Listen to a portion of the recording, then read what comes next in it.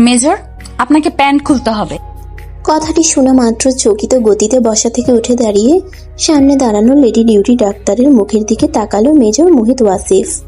ভ্রুকুচকে তীক্ষ্ণ দৃষ্টি প্রয়োগ করে বোঝার চেষ্টা করছে ডাক্তারের মুখভাব, কিন্তু মেয়েটি মাস্ক পরিহিত, যার জন্য বেশ সুবিধা করতে পারল না মোহিত।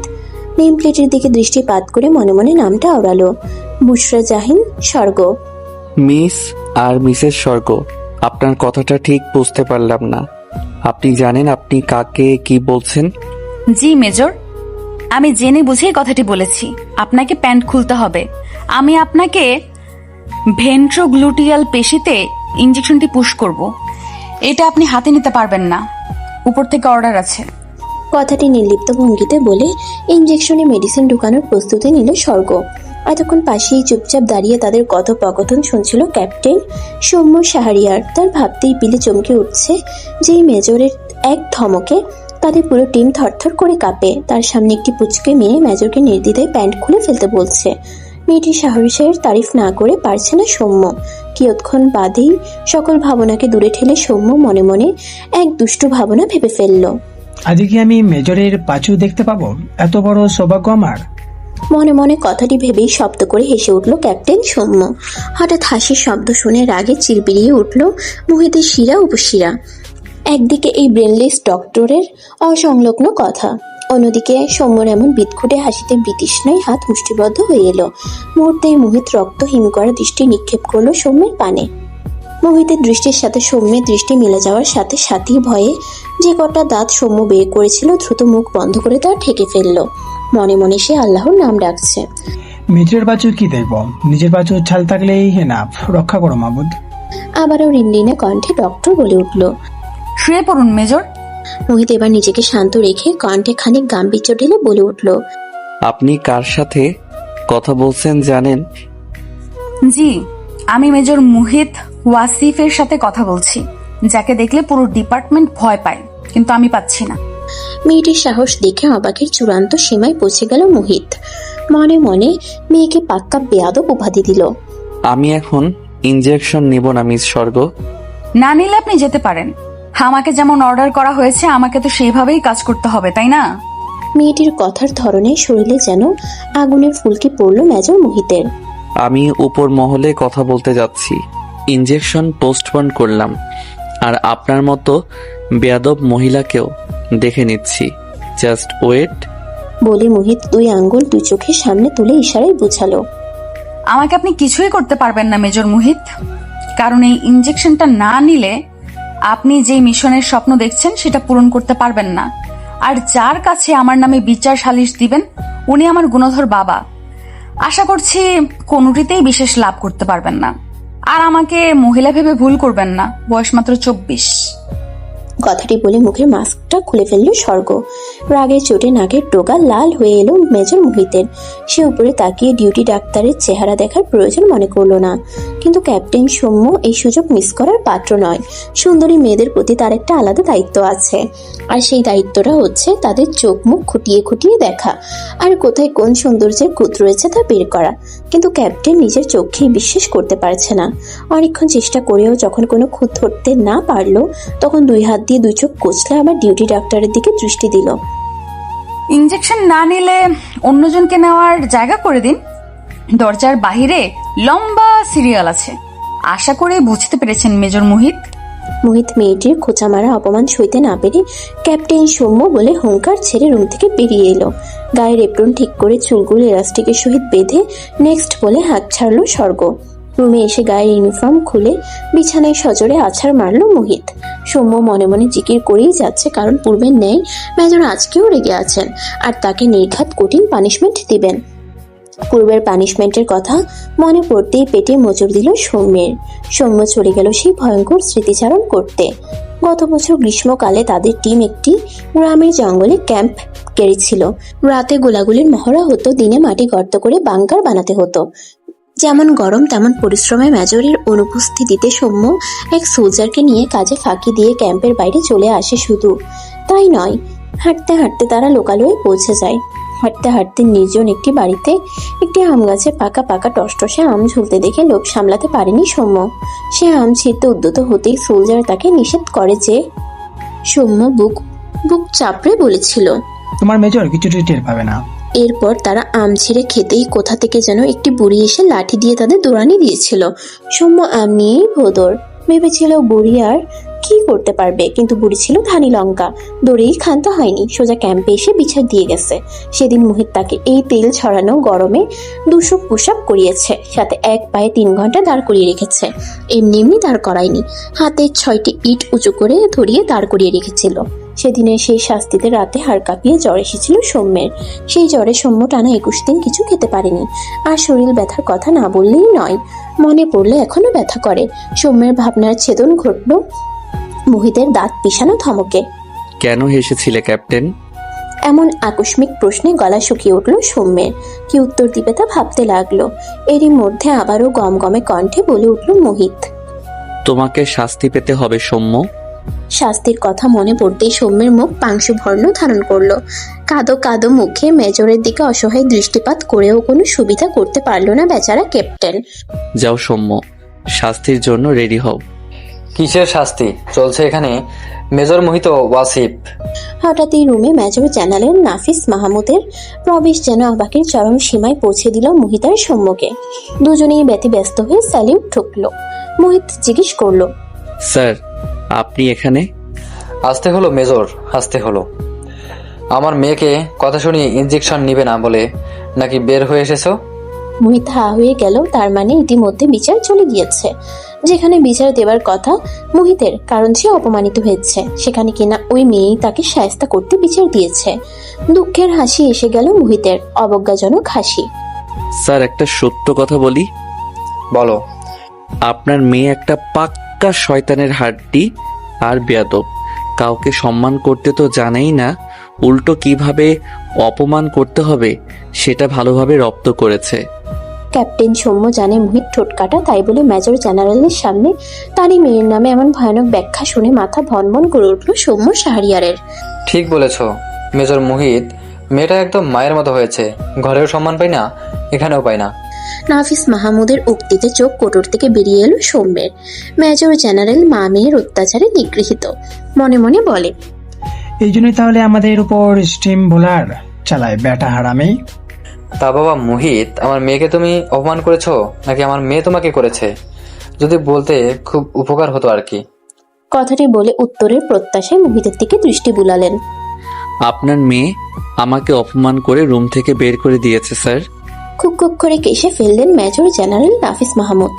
যেই মেজরের ভয়ে তিনিও মাঝে মাঝে তটস্থ থাকেন, সেই মেজর তার মেয়ের কাছে পাত্তা পায়নি। মোহিতের কাঁধে হাত চাপড়ে বলে উঠলেন নাফিস মাহমুদ, থাক বাবা, মনে কষ্ট নিও না। যেখানে তোমাদের শাড়ি প্রতিনিয়ত অপমানিত হচ্ছে, সেখানে একদিন অপমানিত হয়ে মন খারাপের কিচ্ছু নাই। বিকালে গিয়ে ইনজেকশনটা দিয়ে এসো। যে জায়গায় আমার মেয়ে দিতে চায় সেই জায়গাতেই, ঠিক আছে? না হলে ইনজেকশনটা আমাকেই পুশ করবে বলেছে। আর তোমার যেই মিশনে নিয়ে এত স্বপ্ন, সেই মিশনে যেতে হলে তোমাকে প্রচুর ফিট থাকতে হবে। আশা করি সব বুঝতে পেরেছো। বাচ্চাদের মতো জেদ করো না। নিজের স্বপ্নের মিশনের কথা মনে পড়তেই মোহিতের স্বর খাদে নেমে এলো। জি স্যার, আমি দেখছি কি করা যায়। বলেই আবার স্যালিউট ঠুকে নাফিস মাহমুদকে বিদায় জানালো। ক্যাপ্টেন সৌম্য, তোমাকে মাফ করে দিলাম, যাও, আজকে শাস্তি দেওয়ার মোড নেই। বলেই ওয়াশরুমে ঢুকে গেল মোহিত। ক্যাপ্টেন সৌম্য যেন গভীর সমুদ্রে তলিয়ে গিয়ে বেঁচে ফিরল। এক মুহূর্ত কাল বিলম্ব না করে এক প্রকার দৌড়েই পালালো সে। মিনিট 20 হট একটা শাওয়ার নিয়ে রুমে এসে মোহিত তার গোপন ফোনটি বের করলো। ফোনটা অন করতে একটা মেসেজ টুং করে উঠল, Ahmed Khan is here, see you in Afghanistan. মেসেজটি দেখে মুহূর্তেই মুখে হাসি ফুটে উঠল মোহিতের, চোখগুলো হয়ে উঠল চকচকে। খুব দ্রুতই তাহলে মিশন শুরু হতে যাচ্ছে। তাহলে তো আর দেরি করা যাবে না। ওকে, গেট রেডি ফর ইনজেকশন। বলে রেডি হয়ে ক্যাপ্টেন সৌম্যকে নিয়ে রওনা হলো ডক্টরের চেম্বারে। ডিউটি শেষ করে অ্যাপ্রন খুলে কিছু গুছিয়ে নিল স্বর্গ। আজ অনেক ধকল গেছে। সুযোগ পেয়ে অবশ্য ক্লোজ ফ্রেন্ড মেহনাজ পিউকে ডেকেছে। দুজনে একসঙ্গে বুফে খাবে সিদ্ধান্ত নিয়েছে। দুজনে যেয়ে বের হবে অমনি মেজর মোহিত ক্যাপ্টেন সৌম্যকে নিয়ে হাজির। আসতে পারি? স্বর্গ স্মিত হেসে প্রশ্ন করলো, এসেছেন তাহলে? আসতে হলো, কোনো সমস্যা? না, সমস্যা না, শুয়ে পড়ুন, প্যান্ট খুলুন। বলেই মুখ টিপে হেসে ফেললো স্বর্গ। এবার আগে ভাগেই ভয়ের চোটে রুম ত্যাগ করলো সৌম্য। মোহিতের লজ্জা এবং ব্যক্তিত্বের এমন ফালুদা হওয়াতে সে ইতস্তত করতে লাগলো। তা বুঝতে পেরে চিকন সুমিষ্ট কণ্ঠে স্বর্গ বলে উঠল, লজ্জার কিছু নেই মেজর। ও ডক্টর পিউ, ও আমাকে হেল্প করবে, কারণ একটু এদিক সেদিক হলে প্রচুর ব্লিডিং হবে। সো ডোন্ট প্যানিক, ওকে? এতক্ষণ ডাক্তারের চেহারা না দেখলেও নরম কণ্ঠটা শুনে মেজর মোহিত দৃষ্টি নিক্ষেপ করলো স্বর্গের দিকে এবং আপনা আপনি মুখ থেকে অস্ফুট স্বরে বেরিয়ে এলো, মাশাআল্লাহ। হাতে গ্লাভস পরে নিল স্বর্গ আর পিউ। মোহিতকে উপর করে শোয়ানো হলো। ইনজেকশনে মেডিসিন লোড করার জন্য পিউকে নির্দেশ দিল সৌরভ। লজ্জায় ইতস্ততায় মোহিত বালিশে মুখ গুজে চোখ বন্ধ করে ফেলল। সাথে সাথেই মনের ক্যানভাসে ভেসে উঠল গ্রে কালারের কুর্তির সাথে জিন্স প্লাজো পরিহিত চাঁদের মতো হলুদ ফর্সা বর্ণের পিচ্ছি একটা পরি, যার ঝলমলে ড্রিপ ব্রাউন রঙের স্ট্রেট চুলগুলো কাঁধ পর্যন্ত স্টাইল করে কাটা। ধবধবে সাদা মুখটিতে প্রসাধনীর কোনো ছোঁয়া নেই, তবুও যেন অপ্সরা।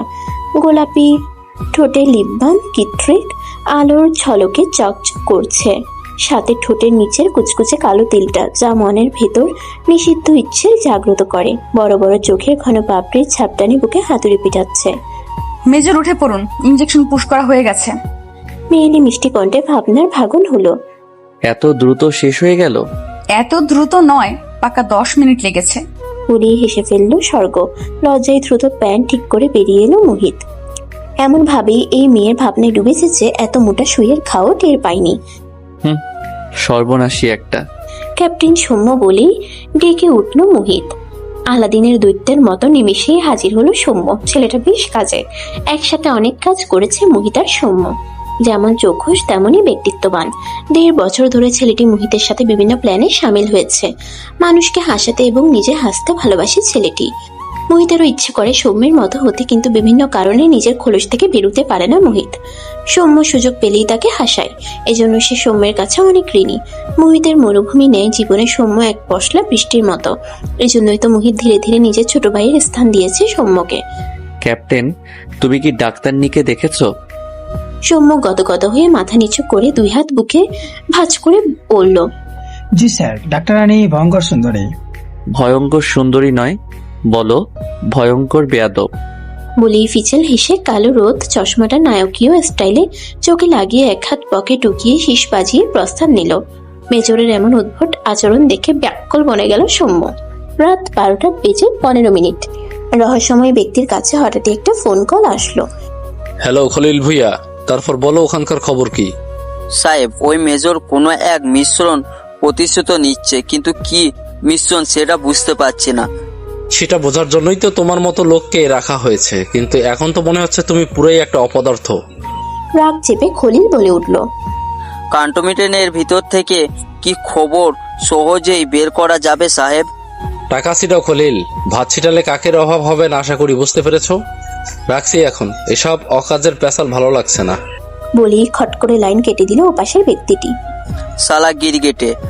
বলেই রাগে বাটন ফোনটি সজোরে আছাড় মারল খলিল।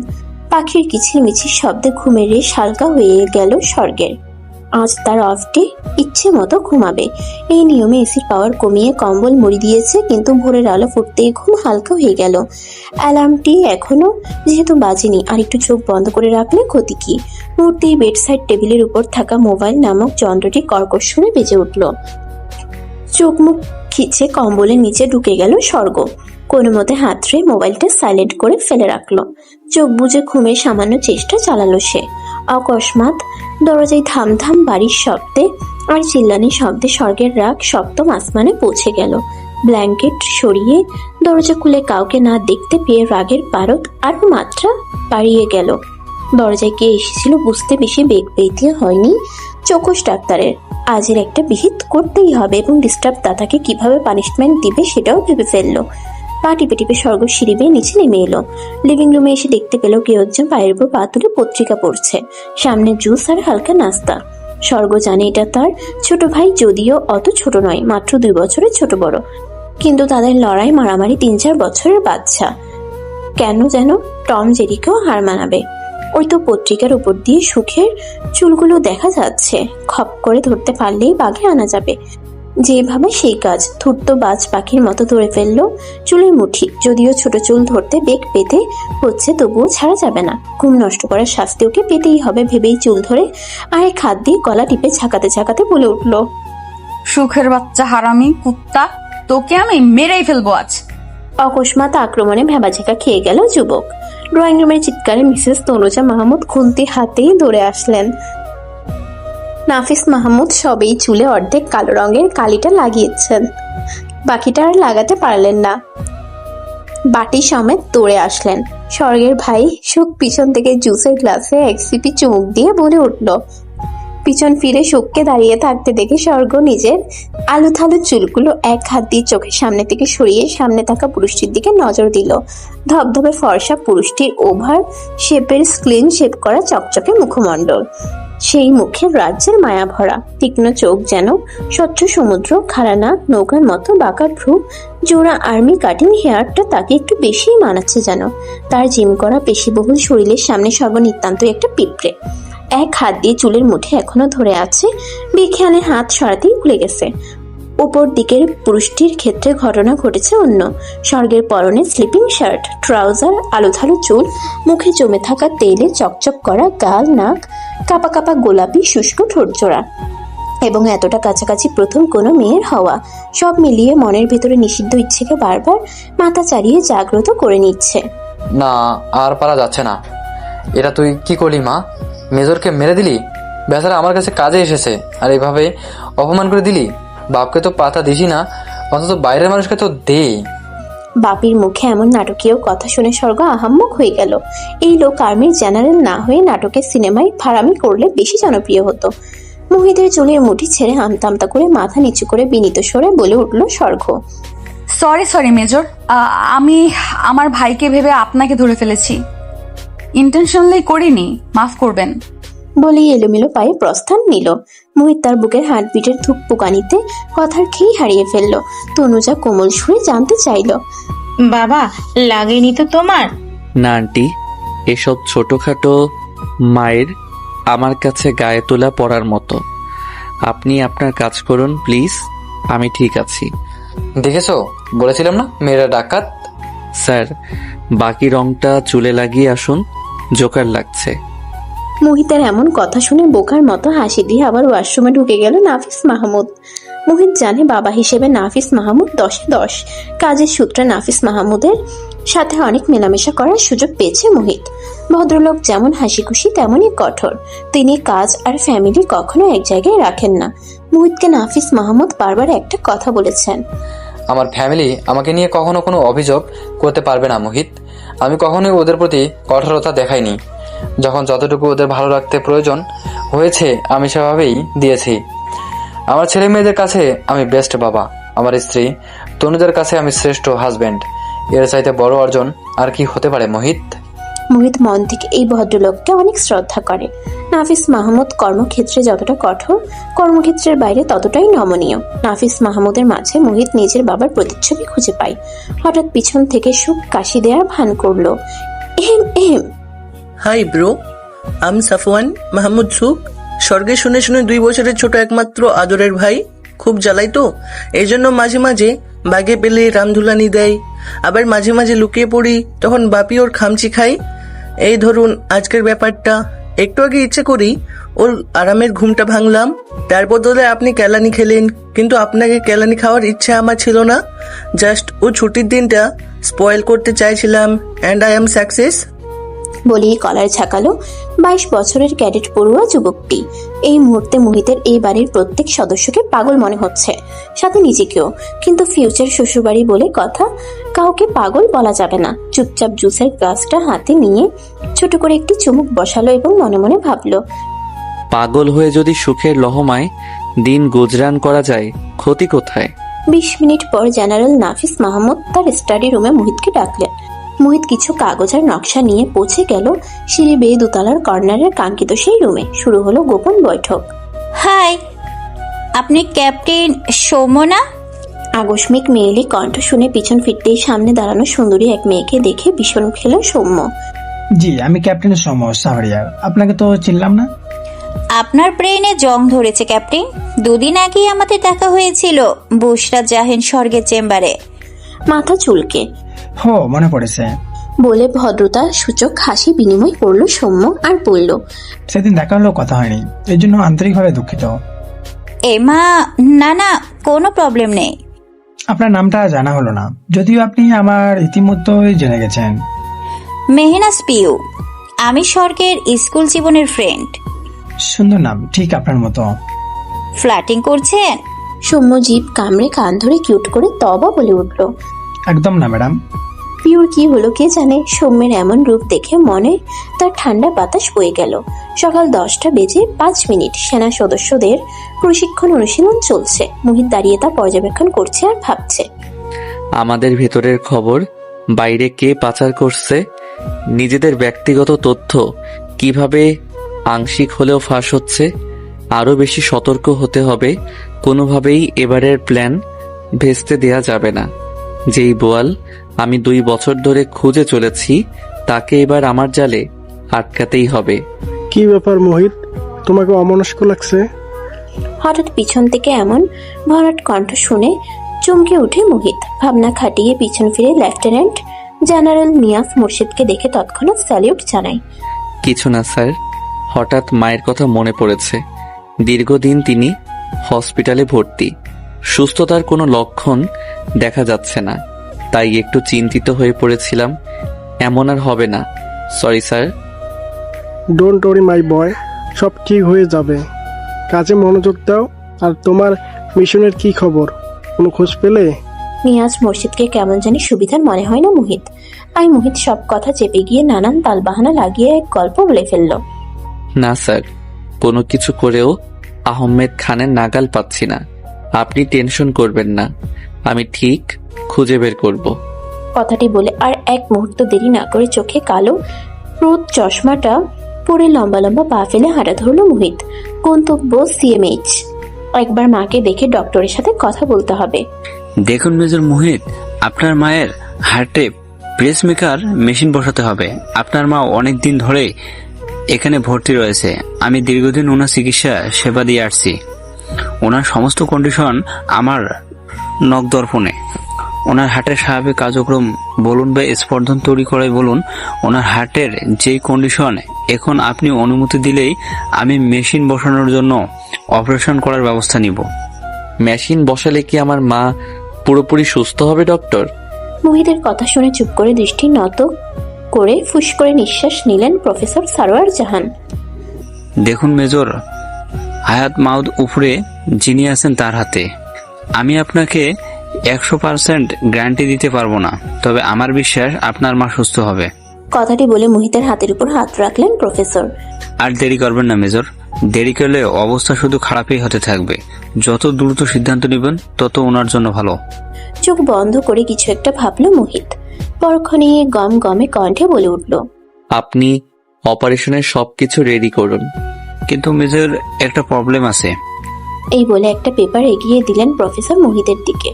কি এটা? মেজর মোহিত, এখানে আপনাকে বন্ড সই দিতে হবে। কথাটি শোনা মাত্র মাথায় আকাশ ভেঙে পড়ল মোহিতের। জিজ্ঞাসু দৃষ্টিতে মোহিত প্রফেসরের দিকে তাকালো। আসলে অপারেশনে একটু জটিলতা রয়েছে। ভাগ্যে খারাপ হলে ওটি টেবিলেই উনি মারা যেতে পারেন, কিন্তু আমরা আমাদের চেষ্টার কোনো ত্রুটি রাখবো না মেজর। প্রফেসরের কথা শুনে চোখের মধ্যে জ্বালা শুরু হলো মোহিতের। এখন কি ভারী বর্ষণ হবে চোখের দুকুল ছাপিয়ে? এমনটা কি হবার কথা ছিল? আজ থেকে 6 বছর আগের ভাবনায় ডুব দিল মোহিত। শীত বিদায় নিবে নিবে ভাব, কিন্তু রাতে হালকা শীতের আমেজ রয়েছে এবং দিনে চকচকে সোনালি রোদ। আকাশে সাদা মেঘের ভেলা ভাসছে। মোহিত তখন সেকেন্ড লেফটেন্যান্ট। তার পোস্টিং ছিল কুমিল্লা ক্যান্টনমেন্টে। মোহিত সকালের জগিং শেষ করে শাওয়ার নিয়ে ডাইনিং হলের উদ্দেশ্যে পা বাড়িয়েছে মাত্র, হঠাৎ মোহিতের হাতে থাকা মুঠোফোনটা ভাইব্রেশন শুরু হয়।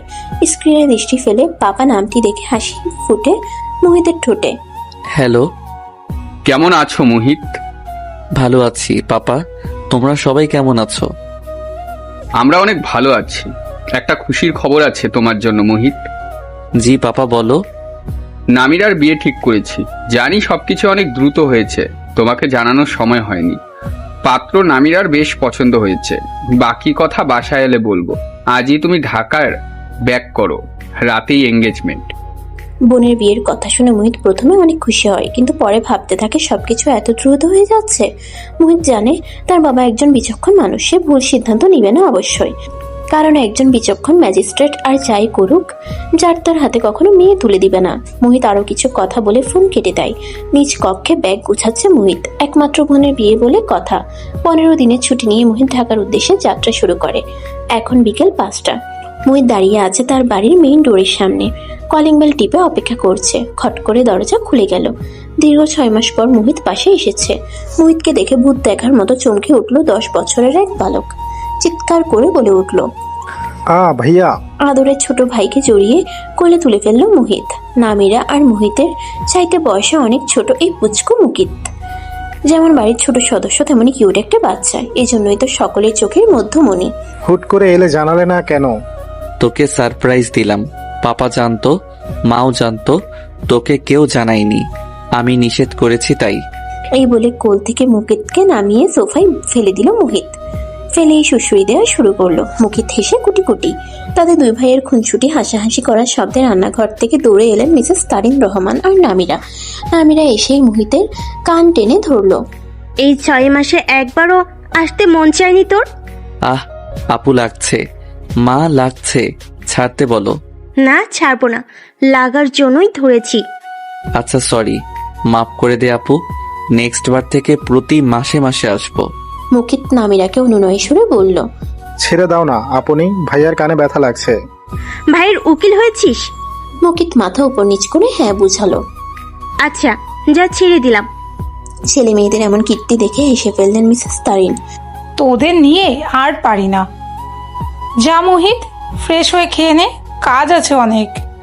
এই পুটু, এই ব্যাগে যা যা আছে সব তোর, যা নিয়ে নে সব। মুকিত যেন আকাশের চাঁদ হাতে পেল। এই জন্যই তো ভাইকে তার এত ভালোবাসতে ইচ্ছে করে। এবার নামিরার পিছু নিল মোহিত। তুই প্রেম করেছিস না? নামিরা হাত উছিয়ে বলে, মারবো এক ঠাটিয়ে। আচ্ছা বুঝেছি, লজ্জা পেতে হবে না, শুধু বল বরকে। পটাপট নাম বলে ফেল। তুই চিনিস? আমি চিনি। নামিরা লজ্জায় মাথা নিচু করে মুখ টিপে হেসে ফেলে। সোহাগ ভাই। নামিরার দিকে দৃষ্টি ফেলে নামিরার রক্তিম গাল আর ওনার কোনা আঙ্গুলে পেঁচানো দেখে মোহিত বুঝে ফেলে হি ইজ রাইট। শিওর সোহাগ ভাই? নামিরা মাথা দুলিয়ে হাসিসূচক উত্তর দেয়। কিভাবে পটালি ওই হাবলুটাকে? নামিরার চোখ রাঙিয়ে বলে ওঠে, মার খাবি মোহিত। মোহিত খুব ভালো করে সোহাগ নামের ছেলেটিকে চিনে। মোহিতের বাবার বাল্যকালের এক বন্ধুর ছেলে এই সোহাগ। ছেলেটি গ্রামে থাকতো। একদিন মোহিতের বাবা আদনান ওয়াসিফ অনেক রাত্রে একটি ছেলেকে এনে কঠিন গলায় সবাইকে ডেকে বলেছিল, আজ থেকে এই ছেলে আমার ছেলেদের মতন, সেও এবারই সদস্য এখন থেকে। ও আমার বন্ধু মাহিদের ছেলে। ওর বাবা 2 দিন আগেই এ দুনিয়া ত্যাগ করেছে। ইহজগৎ ওর কেউ নেই। তোমরা কেউ কখনো ওর সাথে কোনো প্রকার খারাপ আচরণ করবে না, তাহলে আমি অনেক কষ্ট পাবো। আজকে আমি এই এটিএম এর গার্জিয়ান হলাম। ভবিষ্যতে আমার বর্তমান এই ছেলের দোয়ায় আল্লাহ চাইলে অন্য কেউ তোমাদেরও গার্জিয়ান হবে। সোহাগ তখন ইন্টারমিডিয়েট এক্সাম দিয়েছে কেবল। এই অবস্থায় কোথায় যাবে, কার কাছে যাবে, কিছুই ঠাহর করতে পারছিল না। এমন সময় ফেরেস্তার মতো সামনে এসে দাঁড়িয়েছিল আদনান ওয়াসিফ। মিসেস তারিন সোহাগকে কাছে টেনে বলেছিল, আম্মা ডাকতে পারবি? সোহাগ সেদিন মিসেস তারিনকে জড়িয়ে ধরে কেঁদে দিয়েছিল। সোহাগ পড়াশোনায় অনেক ব্রিলিয়ান্ট ছিল। নিজের পড়াশোনার পাশাপাশি নামিরা আর মোহিতকেও অঙ্ক ইংরেজি পড়াতো অবসর সময়ে। নামিরার এসএসসি পরীক্ষার সকল নোটস নিজ হাতে তৈরি করে দিয়েছিল সোহাগ। সেদিন ইন্টারমিডিয়েট এক্সামে সোহাগ জিপিএ 5 পেল। সেদিন মিসেস তারিন আর আদনান ওয়াসিফের খুশি দেখে কে নিজের সন্তানের মতো সকল সুযোগ সুবিধা দিয়েছিলেন সোহাগকে। পড়িয়েছিলেন পাবলিক বিশ্ববিদ্যালয়ে। নিজের যোগ্যতা বলে সোহাগ নাম করা এক কলেজের ইংরেজি বিষয়ের প্রফেসর হিসেবে নিয়োগ পায়। মোহিত আগেই বুঝেছিল সোহাগের জন্য নামিনার মনে কোথাও কিছু আছে, কিন্তু এটা যে প্রেম ভালোবাসা পর্যন্ত করাবে তা ভাবতে পারেনি মোহিত। কারণ সোহাগ ছিল খুবই সাদা সিধে ঘরকোনা টাইপ ছেলে। 3 তলার চিলে কোঠার ঘরটাতে সারাক্ষণ পড়াশোনা করে কাটাতো, খাওয়া দাওয়ার সময় ছাড়া। মায়ের ডাকে ধ্যান ফিরল মোহিতের। খেতে আয়, আর কিছু কাজ আছে, হাতে হাতে করে দে। কাজগুলো বুঝিয়ে দিয়ে চলে গেলেন মিসেস তারিন। চারপাশে আলো ঝলমল করছে। কিছু কাছের আত্মীয় এসেছে। বাচ্চাদের হাসাহাসিতে মুখরিত চারিপাশ। বাড়িতে যেন চাঁদের হাট বসেছে। নামিরার আকত হবে আজ। মোহিত কর্মব্যস্ততায় তার বাবার খবর নেওয়ার সময়ই পায়নি, তবুও তার মায়ের কাছে জানতে চেয়েছে। মা, পাপাকে দেখছি না কোথাও। আছে কোথাও কাজে ব্যস্ত, হয়তো আকদের সময় দেখতে পাবি। বলেই অন্যদিকে চলে গেলেন পার্লারের মেয়েরা এলো নাকি সেটা দেখতে। ঘরের এক কোণে বসে জীবনের হিসেব কষছেন আদনান ও আসিফ।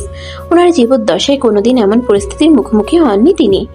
নিজের এত বছরের অর্জন করা সততা সম্মান খুইয়ে দিবেন, নাকি পালিয়ে যাবেন, নাকি জীবন দিয়ে হলেও সব আগলে রাখবেন? কোনো সিদ্ধান্তেই উপনীত হতে পারছেন না তিনি।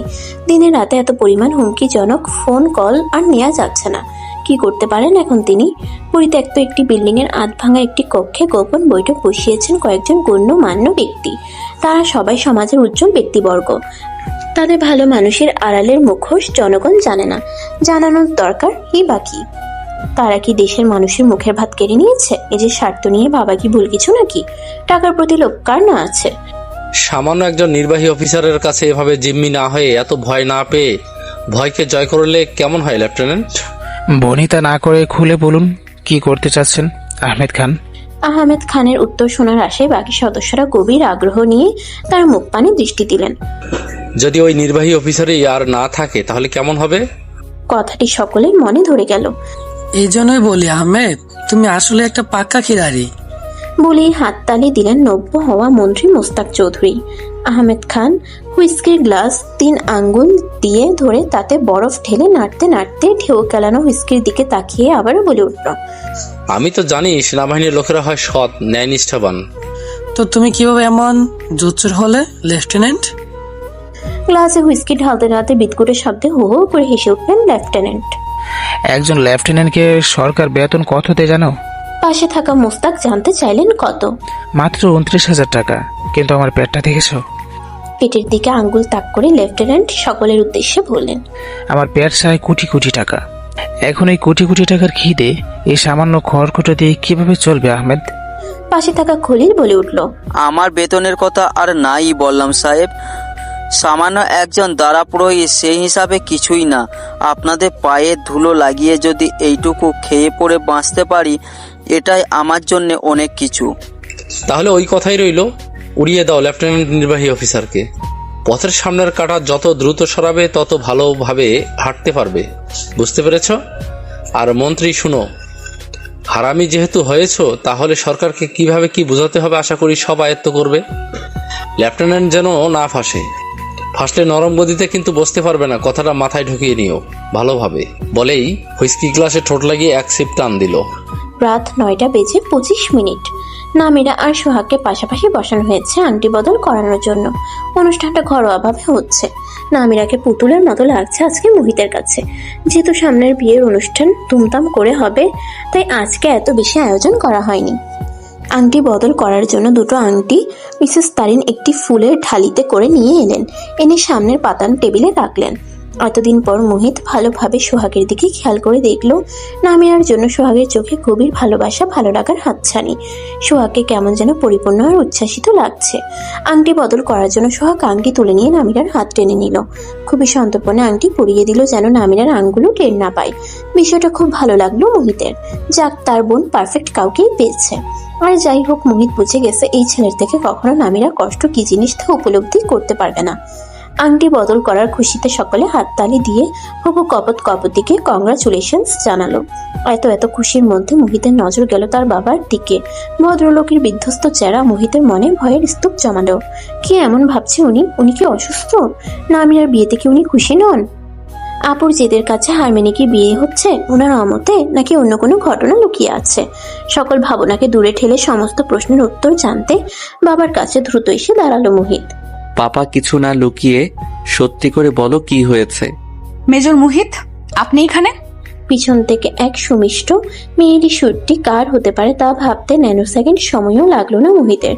পিছন ফিরে মিষ্টি হাসি দিয়ে বলে উঠল, জি ডাক্তার সাহেবা, আমি এখানে আপনার সামনে।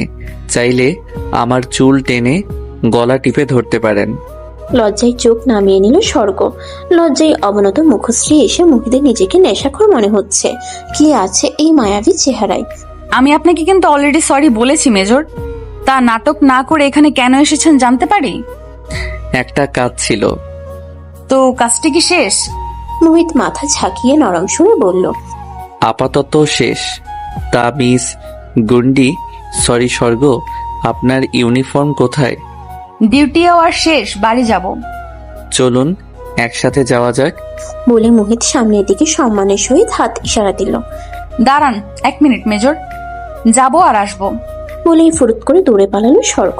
স্বর্গের পরনে জিন্স কালারের রোম্পার সাথে হাফ হাতা হোয়াইট টি শার্ট, পায়ে স্নিকার্স, সাথে পনিটেল স্টাইলে বাঁধা চুল, চোখে সামান্য কাজল, ঠোঁটে হালকা গোলাপি লিপস্টিক। মোহিতের বুকে কাঁপুন ধরালো। স্বর্গ যাওয়ার পর মোহিত 2 হাত দিয়ে বুক চেপে ধরে ওয়েটিং চেয়ারে বসে পড়লো আর বলে উঠল, হৃদয় হরিণী একটা। মিনিট 5 পরেই ফিরে এলো স্বর্গ। কি ব্যাপার মেজর, আপনাকে এমন বিধ্বস্ত লাগছে কেন? বুকে ব্যথা হচ্ছে? স্বর্গ 2 হাতে 2টো ঠান্ডা জুসের কাপ নিয়ে মোহিতের দিকে ভ্রু কুচকে উৎসুক দৃষ্টি নিয়ে দাঁড়িয়ে আছে।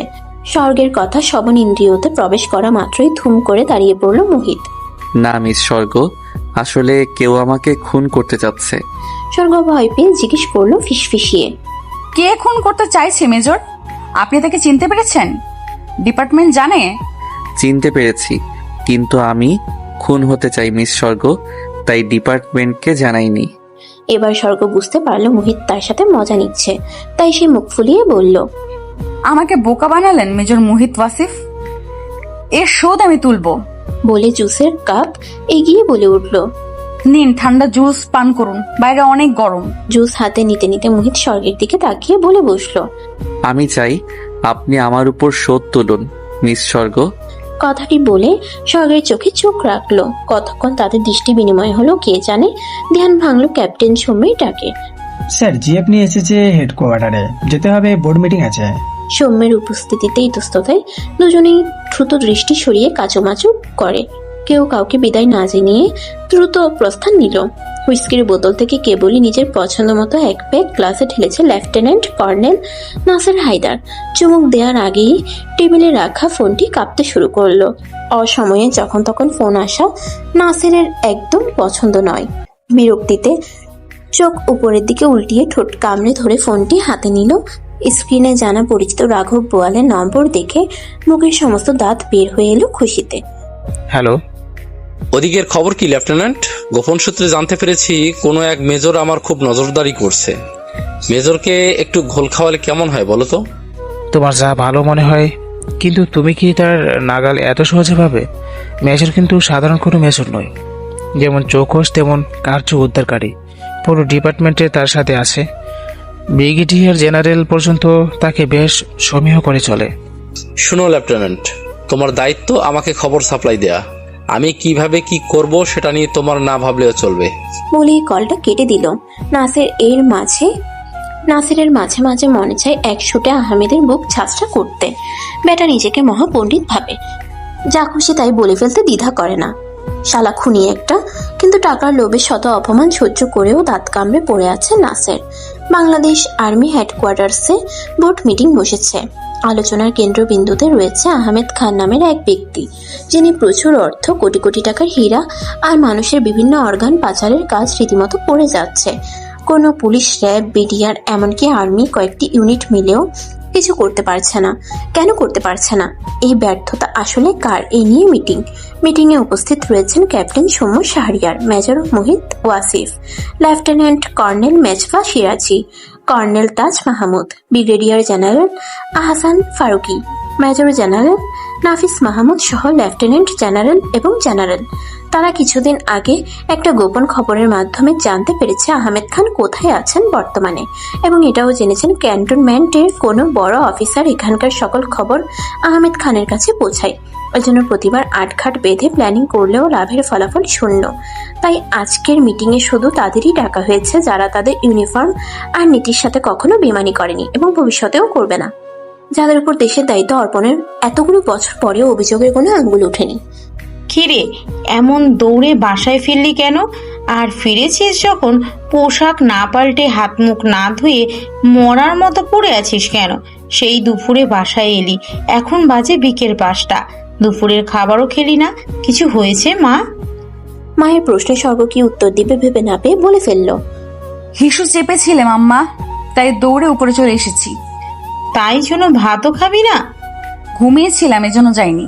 কিন্তু আমি তো তোর রুম থেকে ঝাপাঝাপি শব্দ পাচ্ছিলাম। কি হয়েছে সত্যি বল। থুর, কিচ্ছু হয়নি। যাও তো, এখন কথা বলতে ইচ্ছে করছে না। তোমার মেয়ে প্রেমে পড়েছে মা। ভাইয়ের আকস্মিক এমন বেহায়া কথাই চেতে উঠল স্বর্গ। এখনই তোকে ছাদ থেকে ফেলে দিব, ফাজিল ছেলে। একজন ক্যাডেট অফিসার হয়ে ট্রেনিং কমপ্লিট না করে ঘরে বসে বসে কি করিস তুই? বাপের নাম ভাঙিয়ে যখন খুশি তখন বাসায় চলে আসিস, বেয়াদব। স্বর্গকে খেপিয়ে দিয়ে মায়ের পিছনে লুকালো সুখ। তোমার মেয়ে প্রেমে পড়েছে মা, দেখো ওর গাল লাল রয়েছে লজ্জায়। তুমি বলো ও এমনি এমনি লজ্জা কেন পাবে? বলিয়ে বেডসাইড টেবিল থেকে ফুলদানি হাতে নিল স্বর্গ। ভয়ে মিসেস তনুজা আর সুখ আস্তে করে দরজা বেরিয়ে চলে গেল। পাগল খেপেছে। ইয়ে, আই এম সাকসেস বলে সুখ হাত মুষ্টি করে ভিক্টোরি সাইন দিল। বিছানায় ধপ করে 4 হাত পা ছড়িয়ে শুয়ে পড়ল স্বর্গ। এরপর আবার বসে পড়ল। হাঁটু ভাঁজ করে হাঁটুতে মাথা ঠেকিয়ে বিড়বিড় করে উঠল। কে বলেছে তোকে স্বর্গ ওই মেজরের দিকে এমন ড্যাপ ড্যাপ করে তাকাতে? ওই লোক যেই চূড়ান্ত বজ্জাত আর ঠোঁট কাটা, তোকে তো লজ্জায় চুবিয়ে মারবে। থুর, আর ভুলেও সামনে পড়বো না ওই সর্বনাশা মেজরের। বলেই ওয়াশরুমে ফ্রেশ হতে চলে গেল স্বর্গ। তুমি কি কখনো প্রেমে পড়েছো ক্যাপ্টেন সৌম্য? আকাশ থেকে পড়ার ভান করে সৌম্য বলে উঠল। প্রেম আর আমি কি যে বলেন স্যার, ইন্টার পাস করে লং কোর্সে ক্যাডেট অফিসার হলাম, যেখানে সিটি পাস ছাড়া বাইরের বের হওয়া যায় না। ট্রেনিং নিলাম, লেফটেন্যান্ট হলাম। এরপর থেকে তো জীবনের রঙই বদলে গেছে, খালি মিশন এক্সাম মিশন এক্সাম। এখন আবার ক্যাপ্টেন হয়ে তো মায় জড়িয়ে পড়েছি, বাথরুমে যাওয়ার সময় পর্যন্ত পাচ্ছি না স্যার। আমার মতো মেজর হয়ে গেলে প্রেম না, ডিরেক্ট বিয়ে করে টানা 6 মাসের জন্য গুম হব বউ নিয়ে। এখন তো সারাক্ষণ আপনার সাথে থাকি, কোনো lady officer, nurse, doctor, lady soldier কেউ থাক, আপনার ভয়ে সামনে আসে না। প্রেমটা কিভাবে হবে স্যার? সৌম্য ঠিকই বলেছে। ডিউটি আওয়ারের অহেতুক আলাপচারিতা বা কোনো ক্যাপ্টেন, লেফটেন্যান্ট বা সোলজার, কোনো লেডি অফিসার, লেডি সোলজারের কথা বলা মোহিত একদম অ্যালাউ করে না। মোহিত মনে করে তারা দেশ এবং দেশের মানুষের জন্য নিজেকে উৎসর্গ করেছে। এখানে ডিউটি ফেলে কারোর সাথে হাসি ঠাট্টা করে 2 মিনিট কথা বললেই বিরাট লস। তাই পানিশমেন্টের ভয়ে মেজরের সামনে এসব করার সুযোগ হয় না। আর ক্যান্টনমেন্টের বাইরে যাওয়া হয় খুবই কম, তাও বিশেষ প্রয়োজনে। প্রেমটা তাহলে হবে কিভাবে? কেন স্যার হঠাৎ প্রেমের কথা কেন বললেন? সৌম্যের প্রশ্নে গলা খাকারি দিয়ে মিথ্যে কথার ডালা সাজালো মোহিত। প্রেম করলে এটার অজুহাতে তোমাকে কঠিন পানিশমেন্ট দিতাম আর কি, সেজন্য। সৌম্যকে নাটক করার সুযোগ না দিয়ে কণ্ঠে অর্ডারের সুরে গাম্ভীর্য নিয়ে বলে উঠল। চলো সৌম্য, তোমার জন্য আজ রাতে কঠিন ডিউটি আছে। বলে রওনা দিল মোহিত। অস্ট্রেলিয়া সিডনি ঘড়ির কাটার সময় সকাল 9টা বেজে 20 মিনিট বা বাংলাদেশের সময় অনুযায়ী ভোর 5টা। নামিরা 6 মাসের অন্তঃসত্ত্বা। সোহাগ ভার্সিটিতে যেতে নিলেই নামিরা এমন কান্না জুড়ে দেয়। সোহাগ সিডনি ইউনিভার্সিটির একজন লেকচারার। নামিরার এমন কান্নার জন্য প্রায়শই তার লেট হয়ে যায়। নামিরার কান্নার কারণ প্রতিদিন একটাই, নিঃসঙ্গতা। সোহাগ জানে নামিরা কেন কাঁদে এভাবে প্রতিদিন, কিন্তু সোহাগ নিরুপায়। ক্ষমতা থাকলে সেই সব আগের মতো করে ফেলতো। সোহাগ তো সবসময় চেয়েছে নামিরা ফুলের মতো হাসুক, খেলুক। কোনো দুঃখ যেন নামিরাকে স্পর্শ করতে না পারে। তাহলে সোহাগের মনের সব চাওয়াগুলো কেন এক নিমিষেই পাশার গুটির মতো উল্টে গেল? আচ্ছা, যদি টাইম ট্রাভেল নামের সত্যিই কিছু থাকতো, সোহাগ কি আগে ভাগে সকল দুর্ঘটনা এড়িয়ে নামিরাকে স্বাভাবিক সুন্দর একটি জীবন গড়ে দিতে পারতো? কি হয়েছিল 6 বছর আগে? নিমিষে সব বিভীষিকাময় হয়ে উঠল। ঘটনাগুলো না ঘটলে নামিরা, সোহাগ, মোহিত সবার জীবনের মোড় হতো ভিন্ন। এমন সময় হৃদয় বিদারক ঘটনা ঘটে যাওয়ার কি খুব দরকার ছিল? না, আর ভাবতে পারছে না সোহাগ। নিজের চোখের জল কোনো রকমে সামলে নামিরাকে হেল্পিং হ্যান্ডের কাছে বুঝিয়ে ভার্সিটিতে যাবার উদ্দেশ্যে পা বাড়ালো। হাই মিস্টু, কোন ড্রেসটা নেবেন সেটা ডিসাইড করতে পারছেন না? সৌম্যের অতর্কিত আগমনে চমকে উঠে পিউ। বুকে থুতু লাগিয়ে বলে উঠে, আপনি কি ভূত নাকি ক্যাপ্টেন? ও মা, ভূত হবে কেন? শপিং এসেছি। শপিং করতে করতে দেখলাম আপনি গালে হাত দিয়ে বসে আছেন। আর একটু এগিয়ে এসে দেখি সামনে ড্রেসের পসরা সাজিয়েছেন। এতগুলো ড্রেস একসাথে দেখলে আপনি কখনোই একটি সুন্দর ড্রেস কিনতে পারবেন না মিস পিউনাস।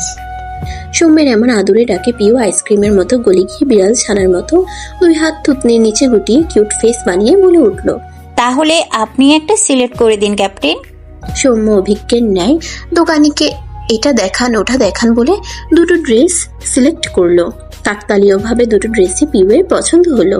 একটি মেরুন রঙের, অন্যটি ল্যাভেন্ডার। সৌম্য পিউকে উদ্দেশ্য করে আকুতি ভরা কণ্ঠে বলল, পিউনাস, ড্রেসগুলো আপনাকে সুন্দর মানাবে, কিন্তু অনুরোধ থাকবে এগুলো আপনি কোনো ছেলের সামনে পরবেন না। কেন, আপনাকে মুগ্ধ হয়ে দেখলে আমার অনেক খারাপ লাগবে। বলেই দ্রুত হাঁটা দিল সৌম্য। মুচকি হেসে ড্রেসগুলোর বিল মিটিয়ে বাড়ির উদ্দেশ্যে রওনা দিল পিউ। ঢাকা সেনানিবাসের সেনাকুঞ্জের কমিউনিটি সেন্টারটি ফুলে ফুলে সজ্জিত।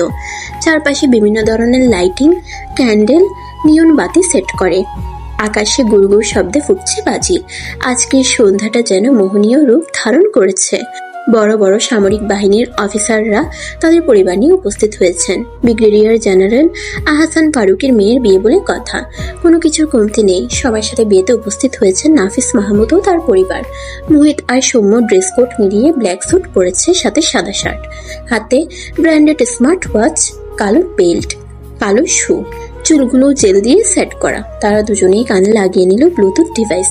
তারা আজ বিয়ে খেতে নয়, গোয়েন্দাগিরি করতে যাচ্ছে। সৌম্য, মোহিত আর একজন নবাগত মেজর দাঁড়িয়ে কাজের ব্যাপারে কথা বলছেন। এমন সময় মোহিতের নজর গেল বেবি পিঙ্ক লেহেঙ্গা পরিহিত মেয়েটির পানে।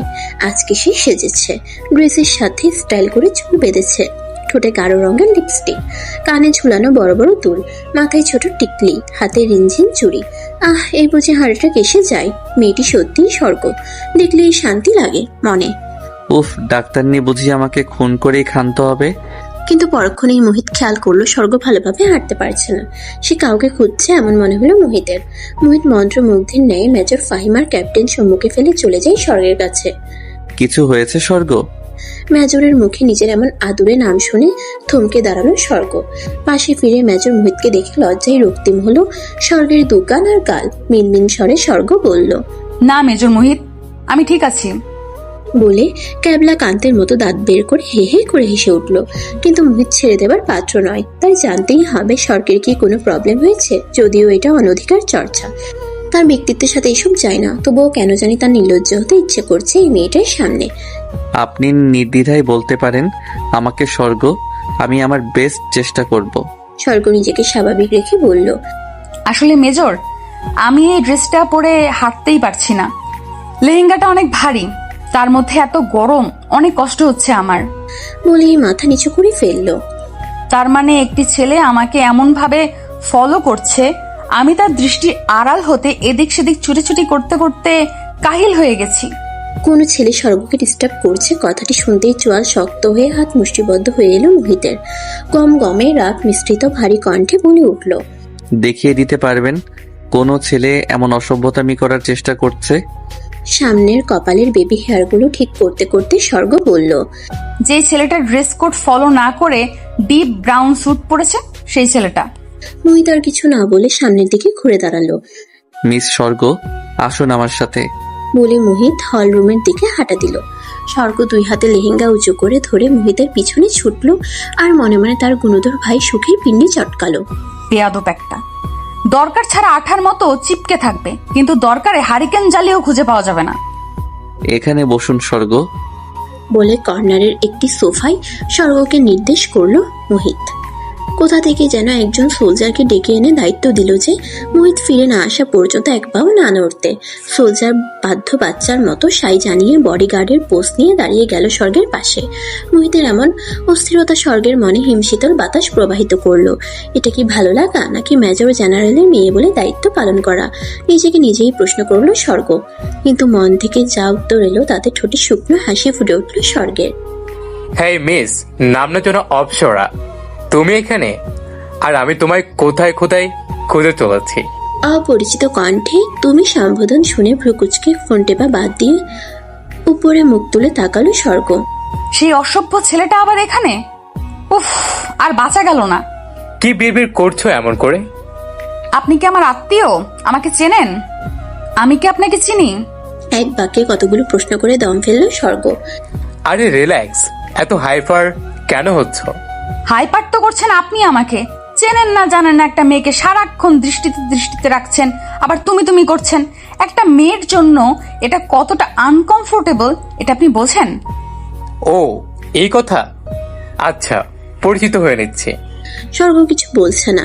Hello, I am Raihan Chowdhury Ahir, owner of Chowdhury groups and কং কোম্পানির মালিকের একমাত্র ছেলে, যাকে সবাই এক নামে চেনে। কিন্তু তুমি, ওপস সরি, আপনি চেনেন না। বলে স্বর্গের দিকে হাত বাড়ালো Ahiyan. Hey, I am major Mohit Wasif, nice to meet you. আকস্মিক ভরাট গম্ভীর পুরুষালী কণ্ঠে আর হাত চেপে ধরায় আহাম্মক হয়ে গেল আহিয়ান। আমি তো আপনার সাথে পরিচিত হতে চাইনি মেজর মোহিত ওয়াসিফ। আপনি যার দিকে হাত বাড়িয়েছেন আমি তার পার্সোনাল বডিগার্ড। ওনার বাবা মানে মেজর জেনারেল নাফিজ মাহমুদ আমাকে নির্দেশ দিয়েছে একটা ফুলও যাতে ওনাকে স্পর্শ করতে না পারে। তাহলে আমি একটা আস্ত মানুষের হাতের স্পর্শ কিভাবে পেতে দেই মিস্টার আহিয়ান? তার ছিল বড় হাসি দিয়ে আহিয়ান বলে উঠল, হাসালেন মেজর, হাসালেন। আর আপনার স্যার জানবে হাতটা আমার ছিল। উনি নিজেই ওনার মেয়ের হাত আমার হাতের সাথে স্পর্শ করিয়ে দিয়েছেন। মোহিত ফিচেল হেসে গম্ভীর কণ্ঠে বলে উঠল, তাহলে আপনি সেই স্বপ্ন দেখতে থাকুন আহিয়ান সাহেব। এতক্ষণ চুপচাপ সবকিছু পর্যবেক্ষণ করছিল স্বর্গ। হঠাৎ সে দাঁড়িয়ে বলে উঠল, আমি মাম্মার কাছে যাব মেজর। Sure, why not? বলে সামনের দিকে হাত ইশারায় নির্দেশ করল মোহিত। আমাদের আবার দেখা হবে আহিয়ান চৌধুরী, আসি। বলে দুই আঙ্গুল দিয়ে সালামের মতো করলো মোহিত। মোহিতদের যাবার পানে তাকিয়ে কিটকিটিয়ে হেসে উঠে আহিয়ান। দেখা তো করতেই হবে মেজর।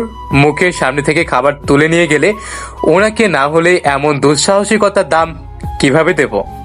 আপনি মিথ্যা বললেন কেন মেজর? আপনি কি আমার বডিগার্ড? শুধু বডিগার্ড নয় মিস স্বর্গ, আপনার সবকিছুর গার্ড আমি। এই বলে একটা শপিং ব্যাগ এগিয়ে দিল মোহিত। এখানে আপনি যেই টাইপের কাপড় পরেন সব আছে, চেঞ্জ করে নিন। আমি আপনাদের খাওয়া দাওয়া শেষ হলে বাসায় পৌঁছে দেব। স্যার, এখান থেকে একটা মিটিংয়ে চলে যাবেন, ওনার সাথে আপনাদের দেখা হবে না। সো প্লিজ একটু হাড়ি করে সব কিছু করবেন।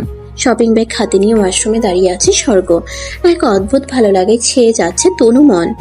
পড়াশোনার তাগিদে বহু ছেলে ফ্রেন্ডস ক্লাসমেটসদের সংস্পর্শে আসা হয়েছে, কিন্তু কখনো মনে এমন ভালো লাগার ফিল হয়নি। তবে কেন মেজর মোহিত কাছে এলে শরীর শিরশির করে, বুকে ধুকপুকুনি হয়। কি নাম এই অনুভূতির? নিমিষেই সকল ভাবনা বন্ধ করে ঝটপট পোশাক পাল্টে নিল স্বর্গ। ফ্লোরাল প্রিন্টের অফ হোয়াইট লং স্কার্ট, সাথে ম্যাচিং শার্ট আর স্কার্ফ। চয়েস আছে বলতে হবে মেজরের। বলে মুচকি হাসলো স্বর্গ। মোহিত কপালে বারবার আঙ্গুল স্লাইড করছে।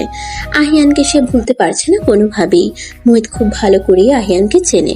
নিজের রূপের জালে টাকা পয়সা আভিজাত্যের লোভ দেখিয়ে ভালোবাসার নাটক করে মেয়েদের ফাঁসিয়ে বাইরে পাচার করে দেয়াই তার কাজ। কিন্তু সমাজে তার বাবা আর তার মতো সম্মানিত ব্যক্তি দ্বিতীয়টি নেই।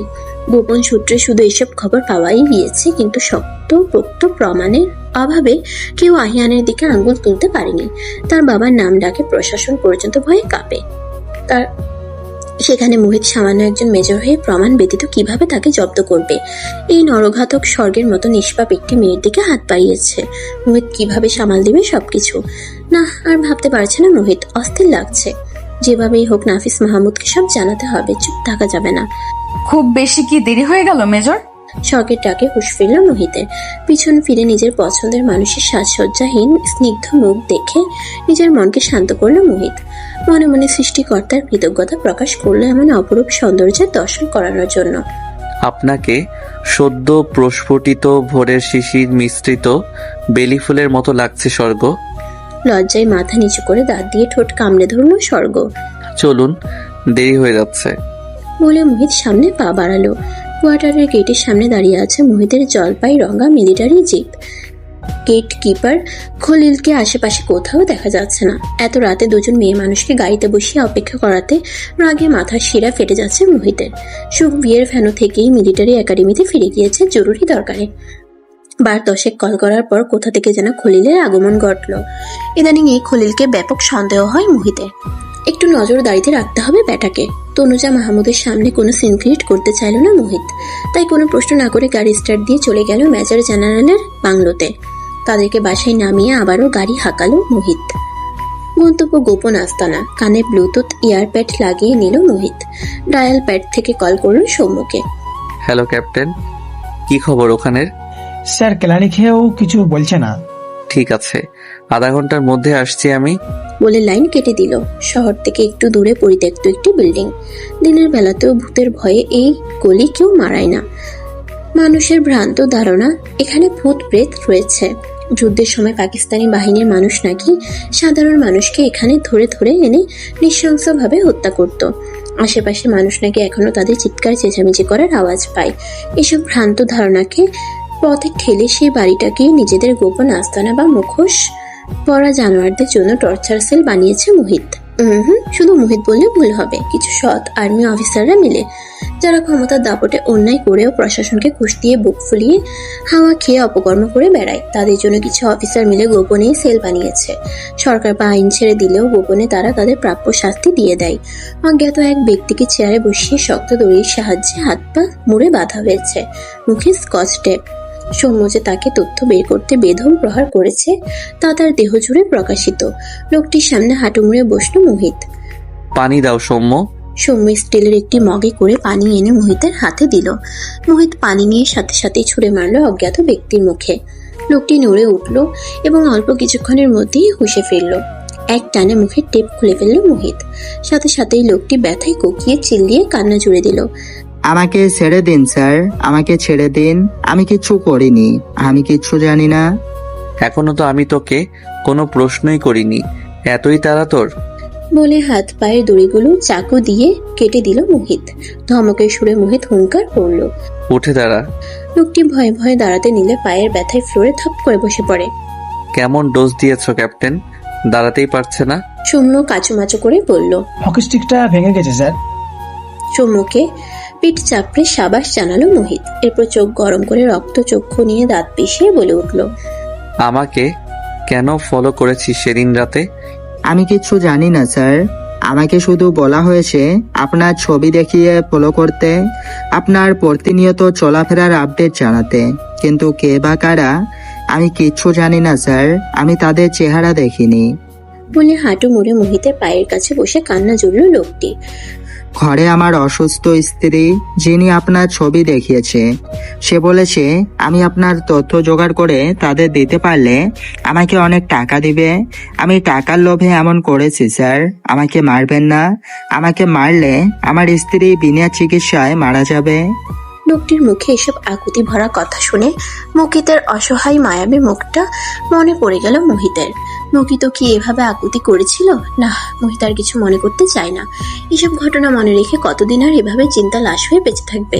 পাশে থাকা ভাঙা একটি বেঞ্চে জোরসে লাথি মেরে সৌম্যকে ডেকে বলে, ওকে ছেড়ে দাও আর নজরদারিতে রাখো। আর তোকে কেন ছেড়ে দিলাম জানিস? তুই এখন আমার কাছে আলাদিনের দৈত্য। তোকে দিয়ে আমি আমার বাকি না হওয়া কাজ উদ্ধার করব। বলে ঝড়ের গতিতে ধবাধব পা ফেলে বেরিয়ে আসে মোহিত। ক্যান্টিনে বসে লাঞ্চ সারছে পিউ আর স্বর্গ। কাটা চামচ দিয়ে চাউমিন পেঁচাতে পেঁচাতে পিউ স্বর্গকে জিজ্ঞেস করলো, ক্যাপ্টেন সৌম্যকে চিনিস? ওই যে লম্বা ফর্সা হ্যাংলা মেজরের বডিগার্ডটা। এভাবে বলিস না দোস্ত। তাহলে কিভাবে বলবো? আচ্ছা, যা ভালোভাবে বলছি, মেজর মোহিতের সাথে সারাক্ষণ চিপকে থাকে যেই ক্যাপ্টেন সে। পিউ মিনমিন করে বলে উঠল। স্বর্গ কৌতূহলী হয়ে জানতে চাই, ওই ক্যাপ্টেনের সাথে তোর কি কাজ? I think I am in love with him বলে মাথা নিচু করে ফেলল পিউ। সফট ড্রিঙ্কসটা কেবলই এক চুমুক দিয়েছে স্বর্গ। পিউ এর কথায় তার নাকে মুখে বিষমের উদ্রেক করলো। ষাট ষাট বলে পিউ স্বর্গের পিঠে হালকা চাপড় দিল। স্বর্গ নিজেকে স্বাভাবিক করে রিল্যাক্স হয়ে জিজ্ঞেস করলো, কবে থেকে? পিউ দাঁত কেলিয়ে বলল, যেদিন প্রথম তোর চেম্বারে দেখেছি সেদিন থেকেই। তলে তলে এসব চলছে তাহলে? এই জন্যই সময় পেলেই সিএমএইচে আসা? ঠিক এই জন্য না, আবার এই জন্যও বলতে পারিস।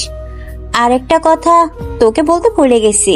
বলে চাউমিন চিবুতে চিবুতে বলল পিউ, তুই কি জানিস মেজর মোহিতের মা যে ওই হসপিটালে দীর্ঘদিন ধরে ভর্তি? রিসেন্টলি ওনার হার্টে সার্জারি হয়েছে, আইসিইউতে আছে।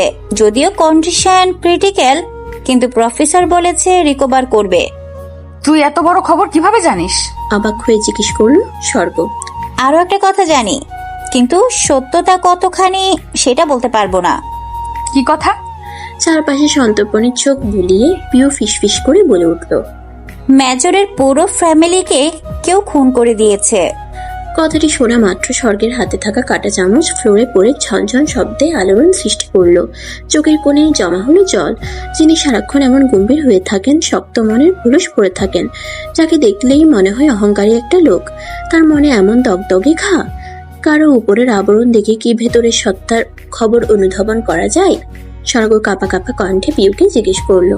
মেজর মোহিতের মায়ের কেবিন নম্বর কত? পিউ উত্তর দিল, রুম নাম্বার 440। ঘড়িতে সময় রাত 10:25। বাহিরে বিদ্যুৎ চমকাচ্ছে, সেই সাথে জোরে শস্য শব্দে বাতাস প্রবাহিত হচ্ছে। আকাশ কালো মেঘে ঢেকে গেছে।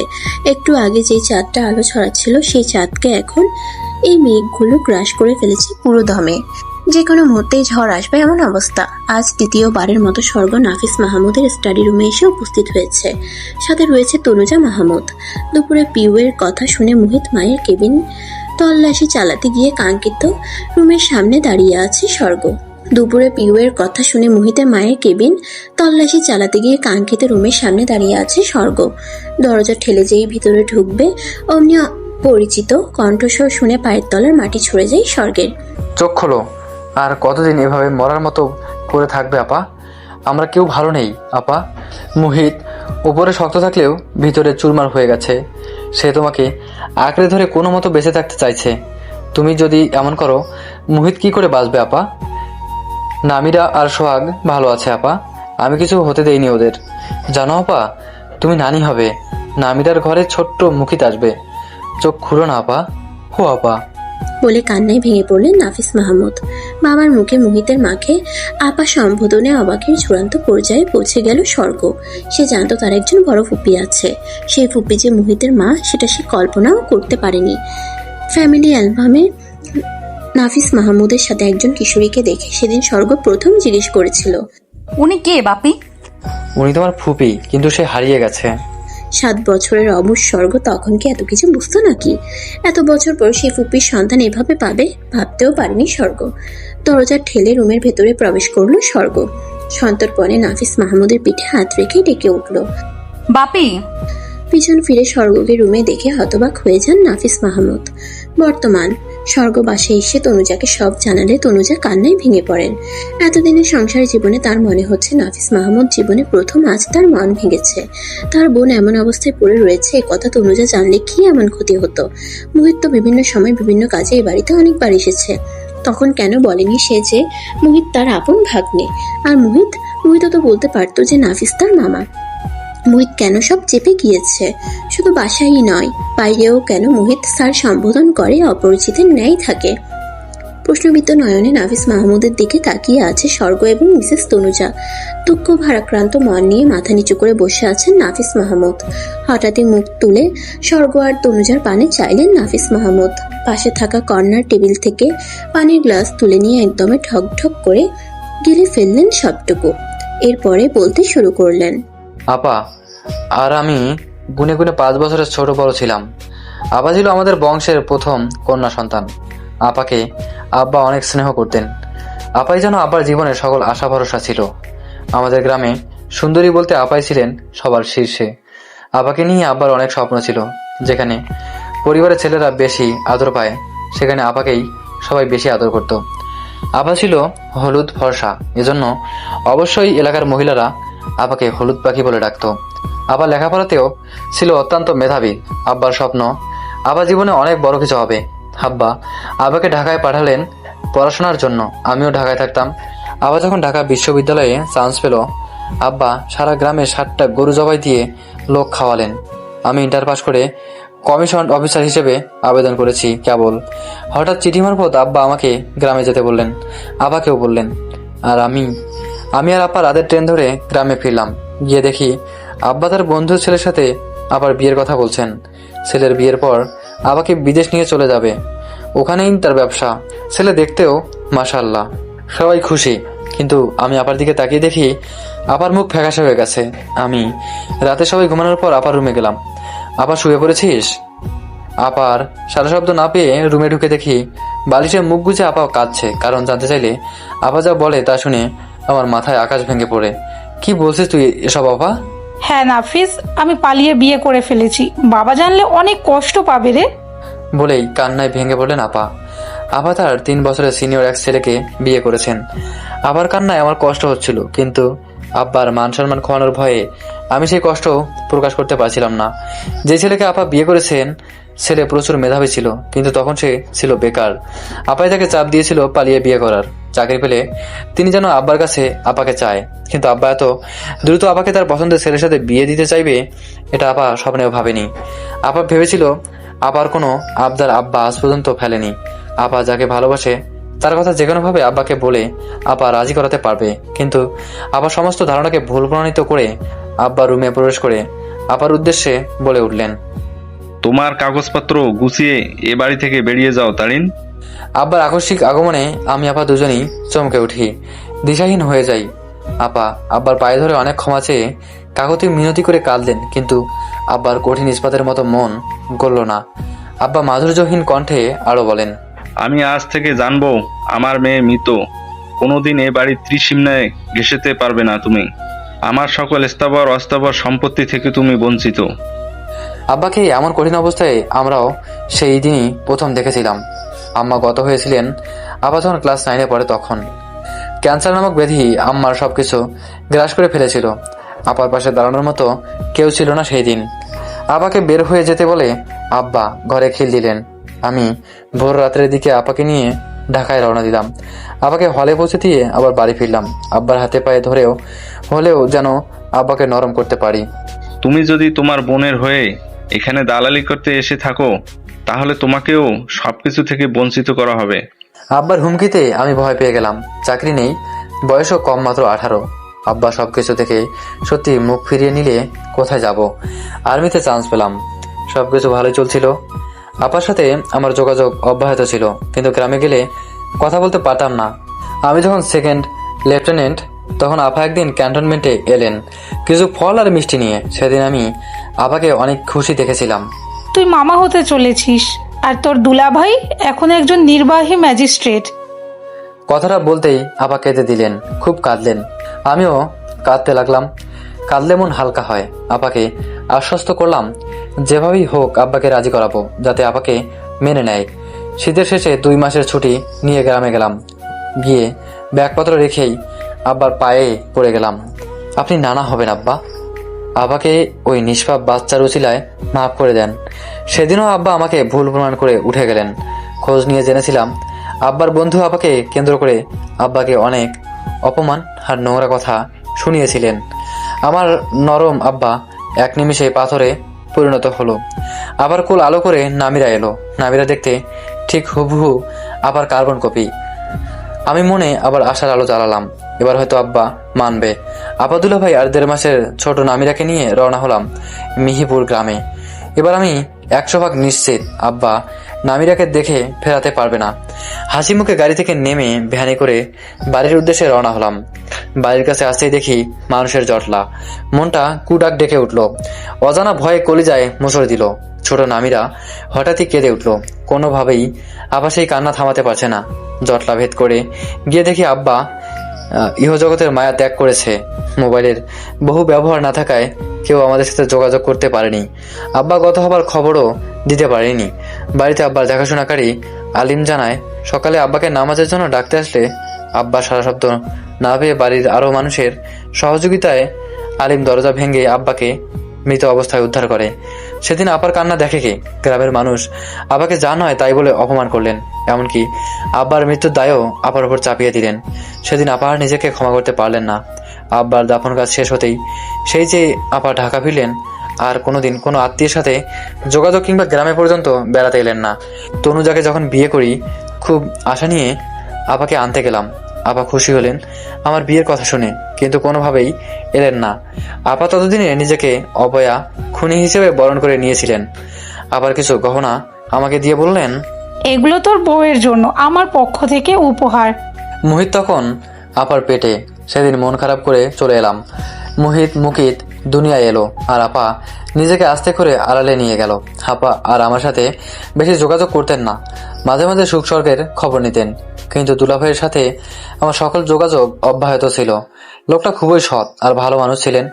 একদিন আপা খুব খুশি আর উচ্ছ্বাসিত হয়ে ফোন করলেন যে মুহিত মিলিটারি একাডেমিতে চান্স পেয়েছে। সেদিন আপার খুশি দেখে গে তখন টুকটাক কথা বলা শুরু করলো আবার। ছেলে মেয়েদের সাফল্যে হয়তো আপা পূর্বের কষ্টগুলো একটু ভুলতে বসেছিলেন, কিন্তু তনুজার সাথে কথা বলতে বললেই আপা এটা সেটা বলে ফোন রেখে দিতেন আর বলতেন ওনার কথা কাউকে না বলতে। ওনার ইচ্ছে ছিল সবকিছু ঠিকঠাক থাকলে একদিন হুট করে আমার বাসায় এসে সবাইকে চমকে দিবেন। আপা একদিন হুট করে ফোন করে বললেন, তোর দুলাভাই কেমন মনমরা হয়ে থাকে রে? তোর সাথে যেহেতু অনেক ফ্রি, জিজ্ঞেস করে দেখিস তো কি হয়েছে ওনার। সময় করে আপার বাড়িতে গেলাম। দুলাভাইকে চেপে ধরতেই দুলাভাই হু হু করে কেঁদে দিলেন। আমি হতবাক হয়ে গেলাম।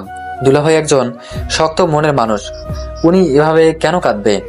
নাফিজ, আমার লাইফ হেল হয়ে যাচ্ছে ওই মোহাম্মদ খান আর আসলাম চৌধুরীর জন্য। সবিস্তারে ঘটনা জানতে চাইলে দুলাভাই যা বললেন তাতে পায়ের লোমকূপ পর্যন্ত দাঁড়িয়ে গেল। কেন এক অজ্ঞতা ব্যক্তির কল পেয়ে আমি আশরাফ চৌধুরীর পণ্যবাহী কার্গো রাস্তায় আটকাই। সাথে আরো পুলিশ অফিসারও ছিল। গাড়ির ড্রাইভার পুলিশের সামনে আমাকে বন্দুক তাক করেছে।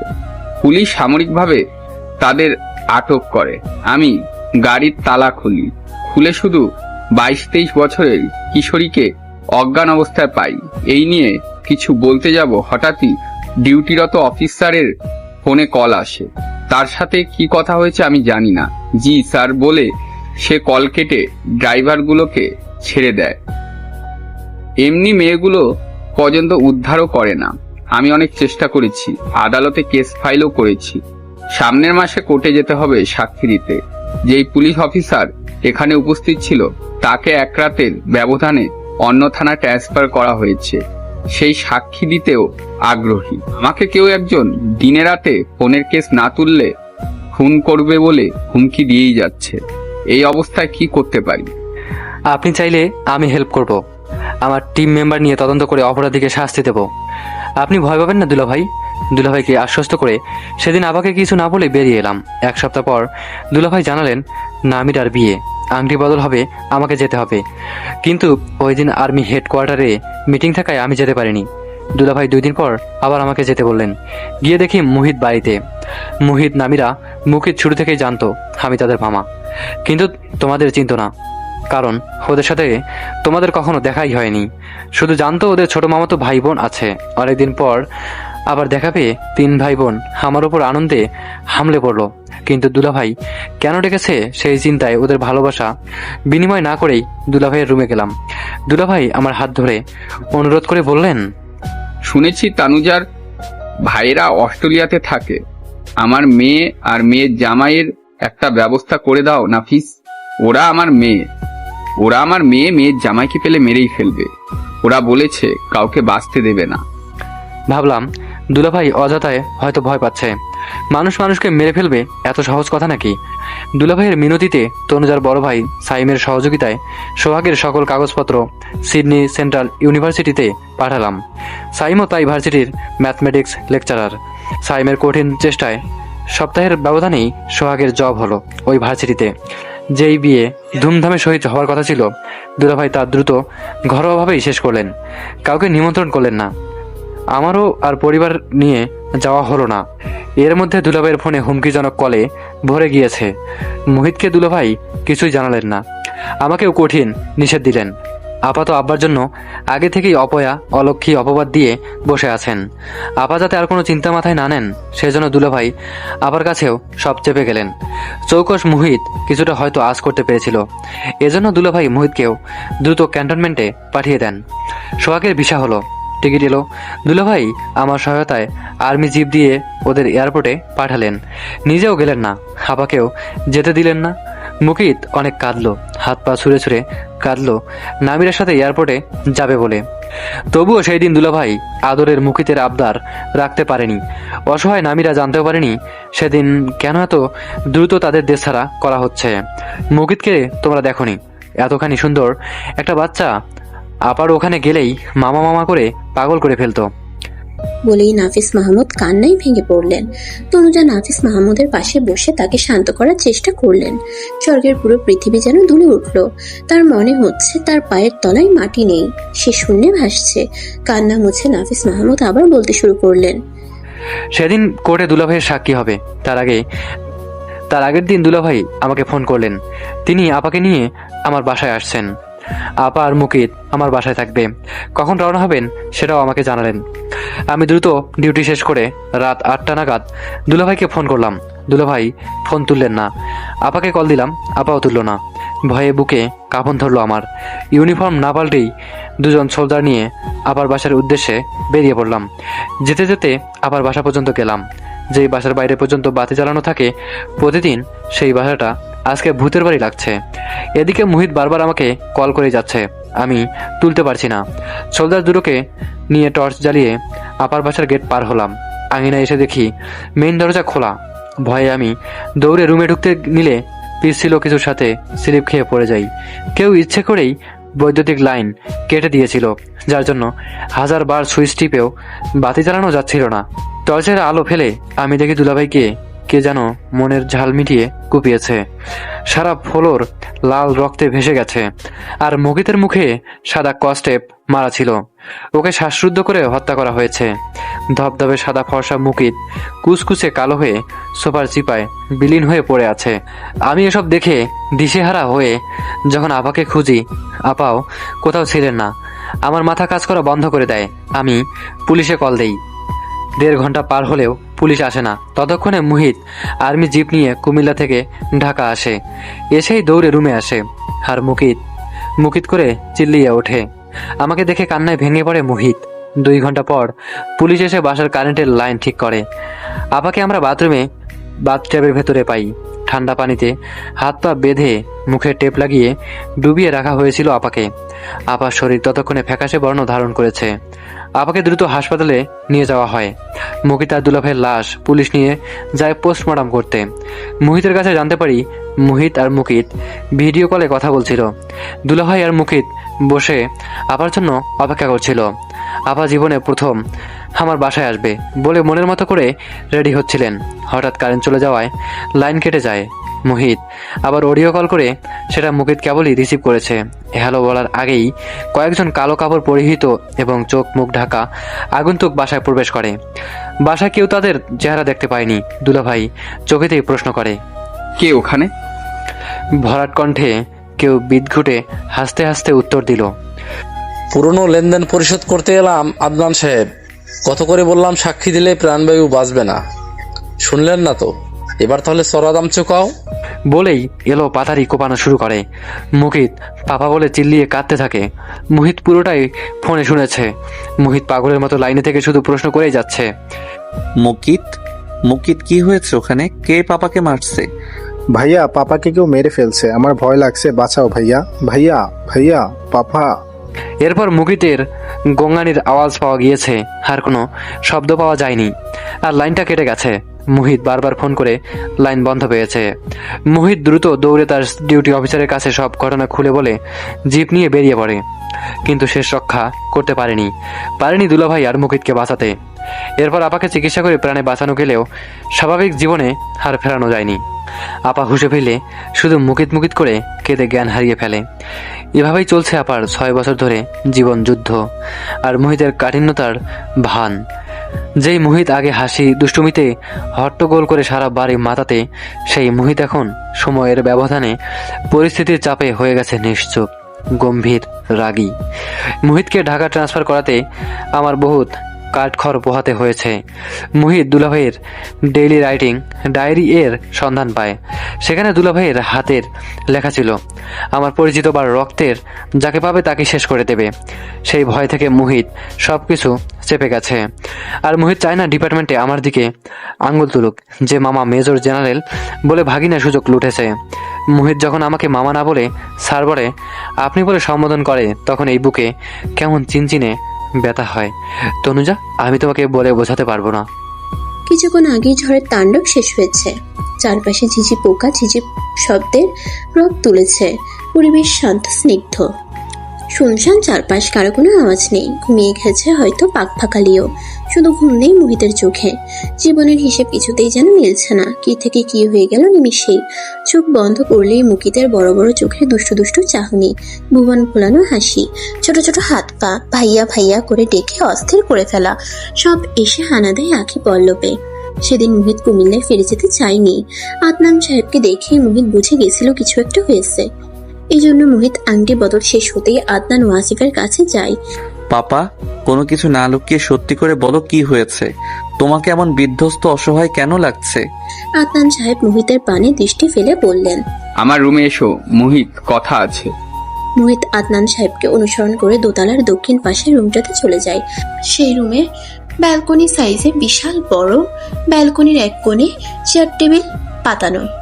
মিসেস তারিন গাছ ফুল প্রিয় মানুষ, বিভিন্ন ইনডোর প্লান্ট আর ফুলের গাছ দিয়ে ব্যালকনি সজ্জিত করেছেন।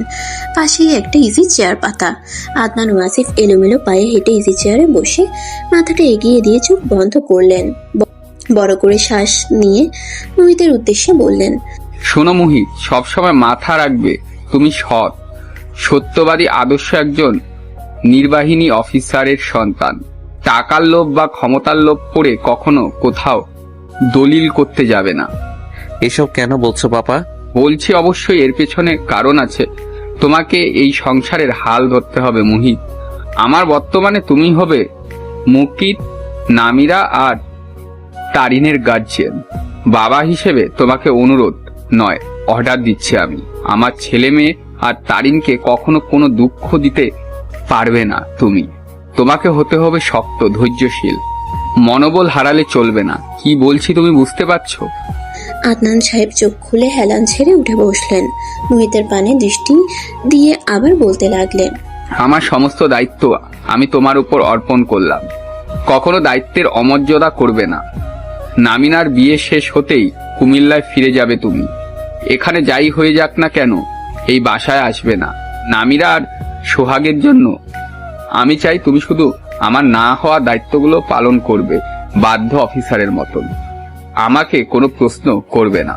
মোহিত আদনান সাহেবের এমন কাঠিন্যতা দেখে অবাকের চরম পর্যায়ে পৌঁছে গিয়েছিল সেদিন। যেই বাবা কখনো চোখ গরম করে পর্যন্ত তাকায়নি, সেই বাবা আজ এত কঠিন স্বরে কথা বলছে। আদনান সাহেব আবারও বলতে শুরু করলেন, তোমার মা নরম মনের মানুষ, এমনিতেই তার মন দুঃখ কষ্টে ভরপুর। কোনো আঘাত সহ্য করতে পারে না, কখনো তাকে আঘাত দিবে না। আমি থাকি বা না থাকি তাকে ছোট বাচ্চার মতো সামলে রাখবে। পরশু নামিরার বিয়ে শেষ হওয়া মাত্রই ব্যাগপত্র গুছিয়ে চলে যাবে। অনেক রাত হয়েছে, শুয়ে পড়ো। বলেই চেয়ার থেকে উঠে শয়ন কক্ষে চলে গেলেন আদনান সাহেব। মোহিত দুয়ে দুয়ে চার মেলাতে পারছে না।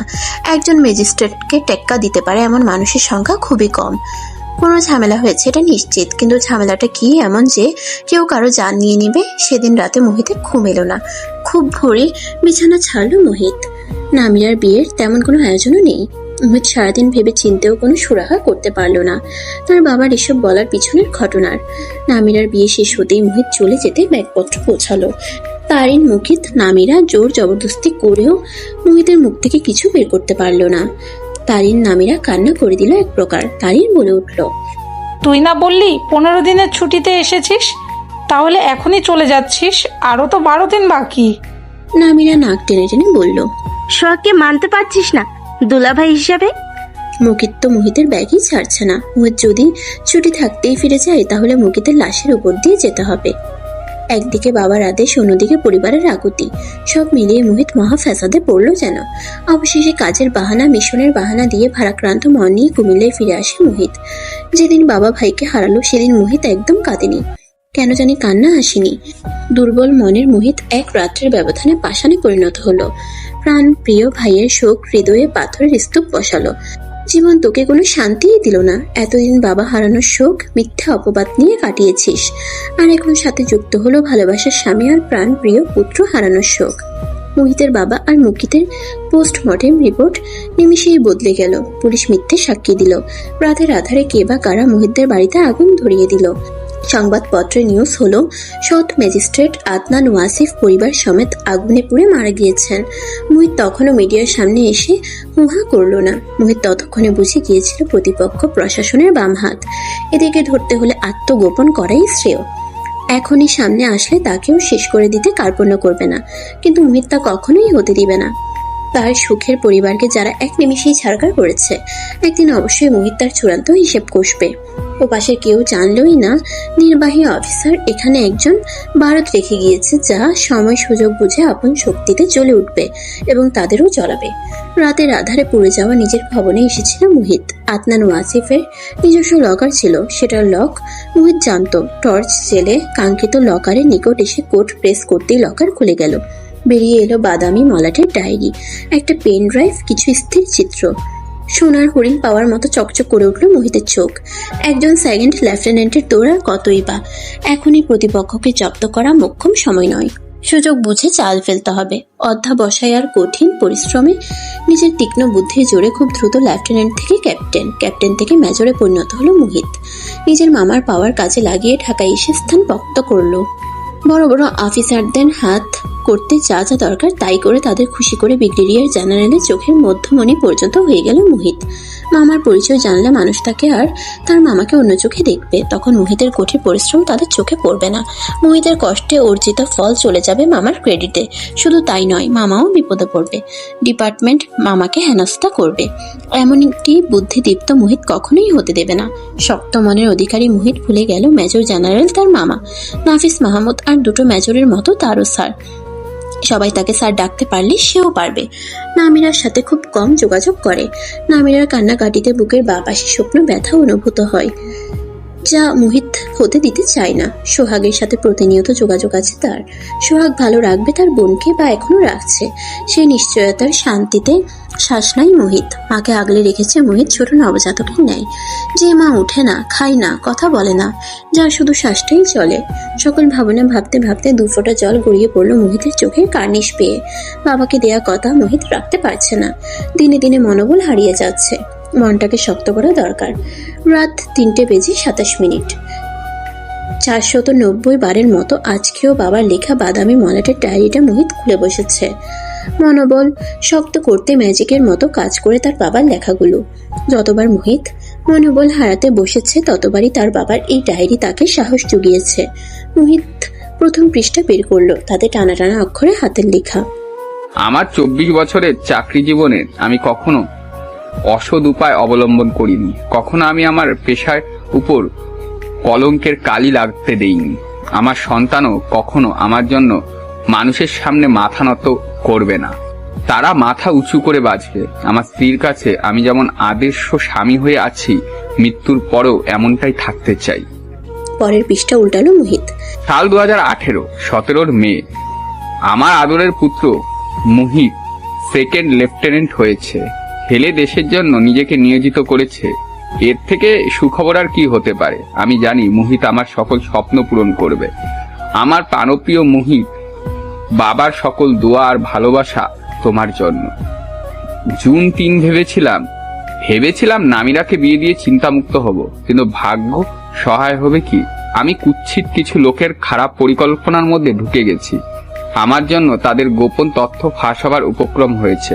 আমাকে হুমকি দেওয়া হয়েছে, আমাকে সহ আমার স্ত্রী সন্তানকে তারা পৃথিবী থেকে সরিয়ে দিবে। আমি যদি সাক্ষী না দিই তাহলে সবাই ভালোভাবে বেঁচে থাকবে, কিন্তু আমি একজন বাবা। যাদের এভাবে পাচার করে দেওয়া হচ্ছে তাদেরও পরিবার আছে, মা বাবা আছে। নামিরা মুকিতের জন্য আমার যেমন চিন্তা জান বেরিয়ে যায়, তাদেরও তেমনই হয়। আমাকে যদি আমার জন্য কোরবান দিতে হয় দিব, তবুও কোনো বাবা মায়ের বুক খালি হতে দেব না। জুন 7, মনের সাথে যুদ্ধ করে বহু ভেবেচিন্তে দেখলাম আমি কোনোভাবে আমার চরিত্রে দাগ লাগতে পারবো না। আমি নিজের জীবন বিসর্জন দেব, সেই ভাবনাই ভেবে ফেলেছি। কাল আমার আদরের একমাত্র মেয়ে নামিরা মেহজাবিনের বিয়ে। আমার অনেক আনন্দিত হবার কথা, কিন্তু আমার ভয় হচ্ছে আমার স্ত্রী সন্তানকে শেষ রক্ষা করতে পারবো তো। জুন 15, মোহিত আমাকে কথা দিয়েছিল ও সব সামলে নিবে। মোহিতের প্রতি আমার আস্থা শতভাগ। মোহিতকে পেরোতেই হবে। আমি কখনো কারো উপর অবিচার জুলুম করিনি। আল্লাহ আমার সন্তানদের জন্য যথেষ্ট। তিনি অবশ্যই আমার স্ত্রী সন্তানকে রক্ষা করবেন। মোহিত, তুমি যদি কখনো এই ডায়েরি পাও, ভেবে নেবে বাবার পক্ষ থেকে তোমার মনোবল বৃদ্ধির মেডিসিন এটা। পাপার সকল দোয়া আর গভীর হৃদয়ের ভালোবাসা তোমার জন্য। তোমাকে নিয়ে আমার অনেক স্বপ্ন ছিল, হয়তো কিছুই পূরণ হবে না। যখন তুমি এই লেখাগুলো পড়ছো, পাপা হয়তো তখন তোমার থেকে অনেক দূরে। তোমার জন্য আমার না হওয়া কিছু কাজ ফেলে যাচ্ছি। যদি বড় কোনো অফিসার হও তাহলে বদলা নিও, আর যদি ভীতু কাপুরুষ হও তবে জেনে নেবে তোমার বাবাকে কেউ সত্যতার জন্য খুন করেছে। নিজেকে এভাবে গড়ে তুলবে মুহিত, যেভাবে গড়লে পাপার মৃত্যুর প্রতিশোধ নিতে পারবে। কখনো অন্যের নৌকায় পা দিয়ে চলার চেষ্টা করো না। কোনো সাহায্যের প্রয়োজন পড়লে তোমার মামা নাফিজের কাছে চাইবে। নাফিজ আমাকে কথা দিয়েছে তোমাদের দেখে রাখবে, কিন্তু অনুরোধ থাকবে কারো কাছ থেকে সাহায্য নিতে গিয়ে তাকেই আবার বিপদে ফেলো না। তোমাকে অনেক বড় হতে হবে মুহিত, বড় অফিসার হতে হবে। দেশের জন্য, দেশের মানুষের জন্য কাজ করবে। নিজের শ্রম আর মেধা খাটিয়ে সবসময় সবকিছু অর্জন করবে। সততার পুরস্কার কত বড় হয় জানো তো মুহিত? নরম মনের মানুষগুলো এই দুনিয়ায় সবচেয়ে বেশি কষ্ট পায়। যাকে মানুষ নরম পায় তার পিছনেই লেগে থাকে। একটা কথা জানো তো, শক্তের ভক্ত নরমের জম। এমন ভাবেই বিকশিত করবে নিজেকে যেন ভক্তিটাই তোমার ঝোলাতে উঠে, আর অন্যের জন্য নিজের জমে পরিণত হও। পাপা অনেক কথা বলে ফেলেছে, হাতে সময় খুবই কম, কিছু দায়িত্ব আছে, এগুলো কমপ্লিট করতে হবে। আমার আদর্শে বেঁচে থাকো মুহিত। শুধু মনের আফসোস তোমাদের পুরোপুরি গুছিয়ে দিতে পারলাম না। এমন হতভাগা পিতা আমি। ভালো থেকো আদরের মুহিত। ডায়েরিটাতে আর কিছুই লেখা নেই, বাকি সব সাদা পাতা। ফজরের আজান হচ্ছে চারপাশে। অশ্রুসিক্ত নয়নে মোহিত ডায়েরিটা বন্ধ করে লকারে আবার পুরে রাখলো। হাত মুখ ধুয়ে উঁচু করে মোহিত নামাজে দাঁড়ালো। তনুজা সকাল সকাল সব কাজ রেডি করছে দ্রুত। আজ সে নিজেই যাবে মোহিতের মাকে এ বাড়িতে আনতে। প্রফেসর ফোন করে জানিয়েছেন মিসেস তান্নির জ্ঞান ফিরেছে। ওনাকে একা একা রাখার চাইতে বেশি মানুষের মধ্যে হাসি খুশি রাখলে ওনার জন্য ভালো হবে। স্বর্গকে নিয়ে মিসেস তনুজা বেরিয়ে গেলেন নাফিস মাহমুদের বাংলো থেকে। স্বর্গ আর তার মা দাঁড়িয়ে আছে কাঙ্ক্ষিত কেবিনের দরজার সামনে। দরজা ঠেলে ভেতরে ঢুকে মোহিতকে দেখা গেল মায়ের সাথে টুকটাক কথা বলছে আর হাসছে। মোহিতকে হাসলে এত সুন্দর লাগে ভেবেই স্বর্গের মনে আনন্দের সৃষ্টি হলো। এই তো মোহিত আজকে মন থেকে হাসছে। হঠাৎ তনুজাকে দেখে দাঁড়িয়ে যায় মোহিত, সালাম দিয়ে প্রশ্ন করে, ম্যাডাম আপনি এখানে? তনুজা হু হু করে আঁচলে মুখ গুজে কেঁদে উঠল। থাপড়িয়ে গালের ছাল তুলে ফেলবো ফাজিল ছেলে। আমি তোর ম্যাডাম নই, আমি তোর মামি।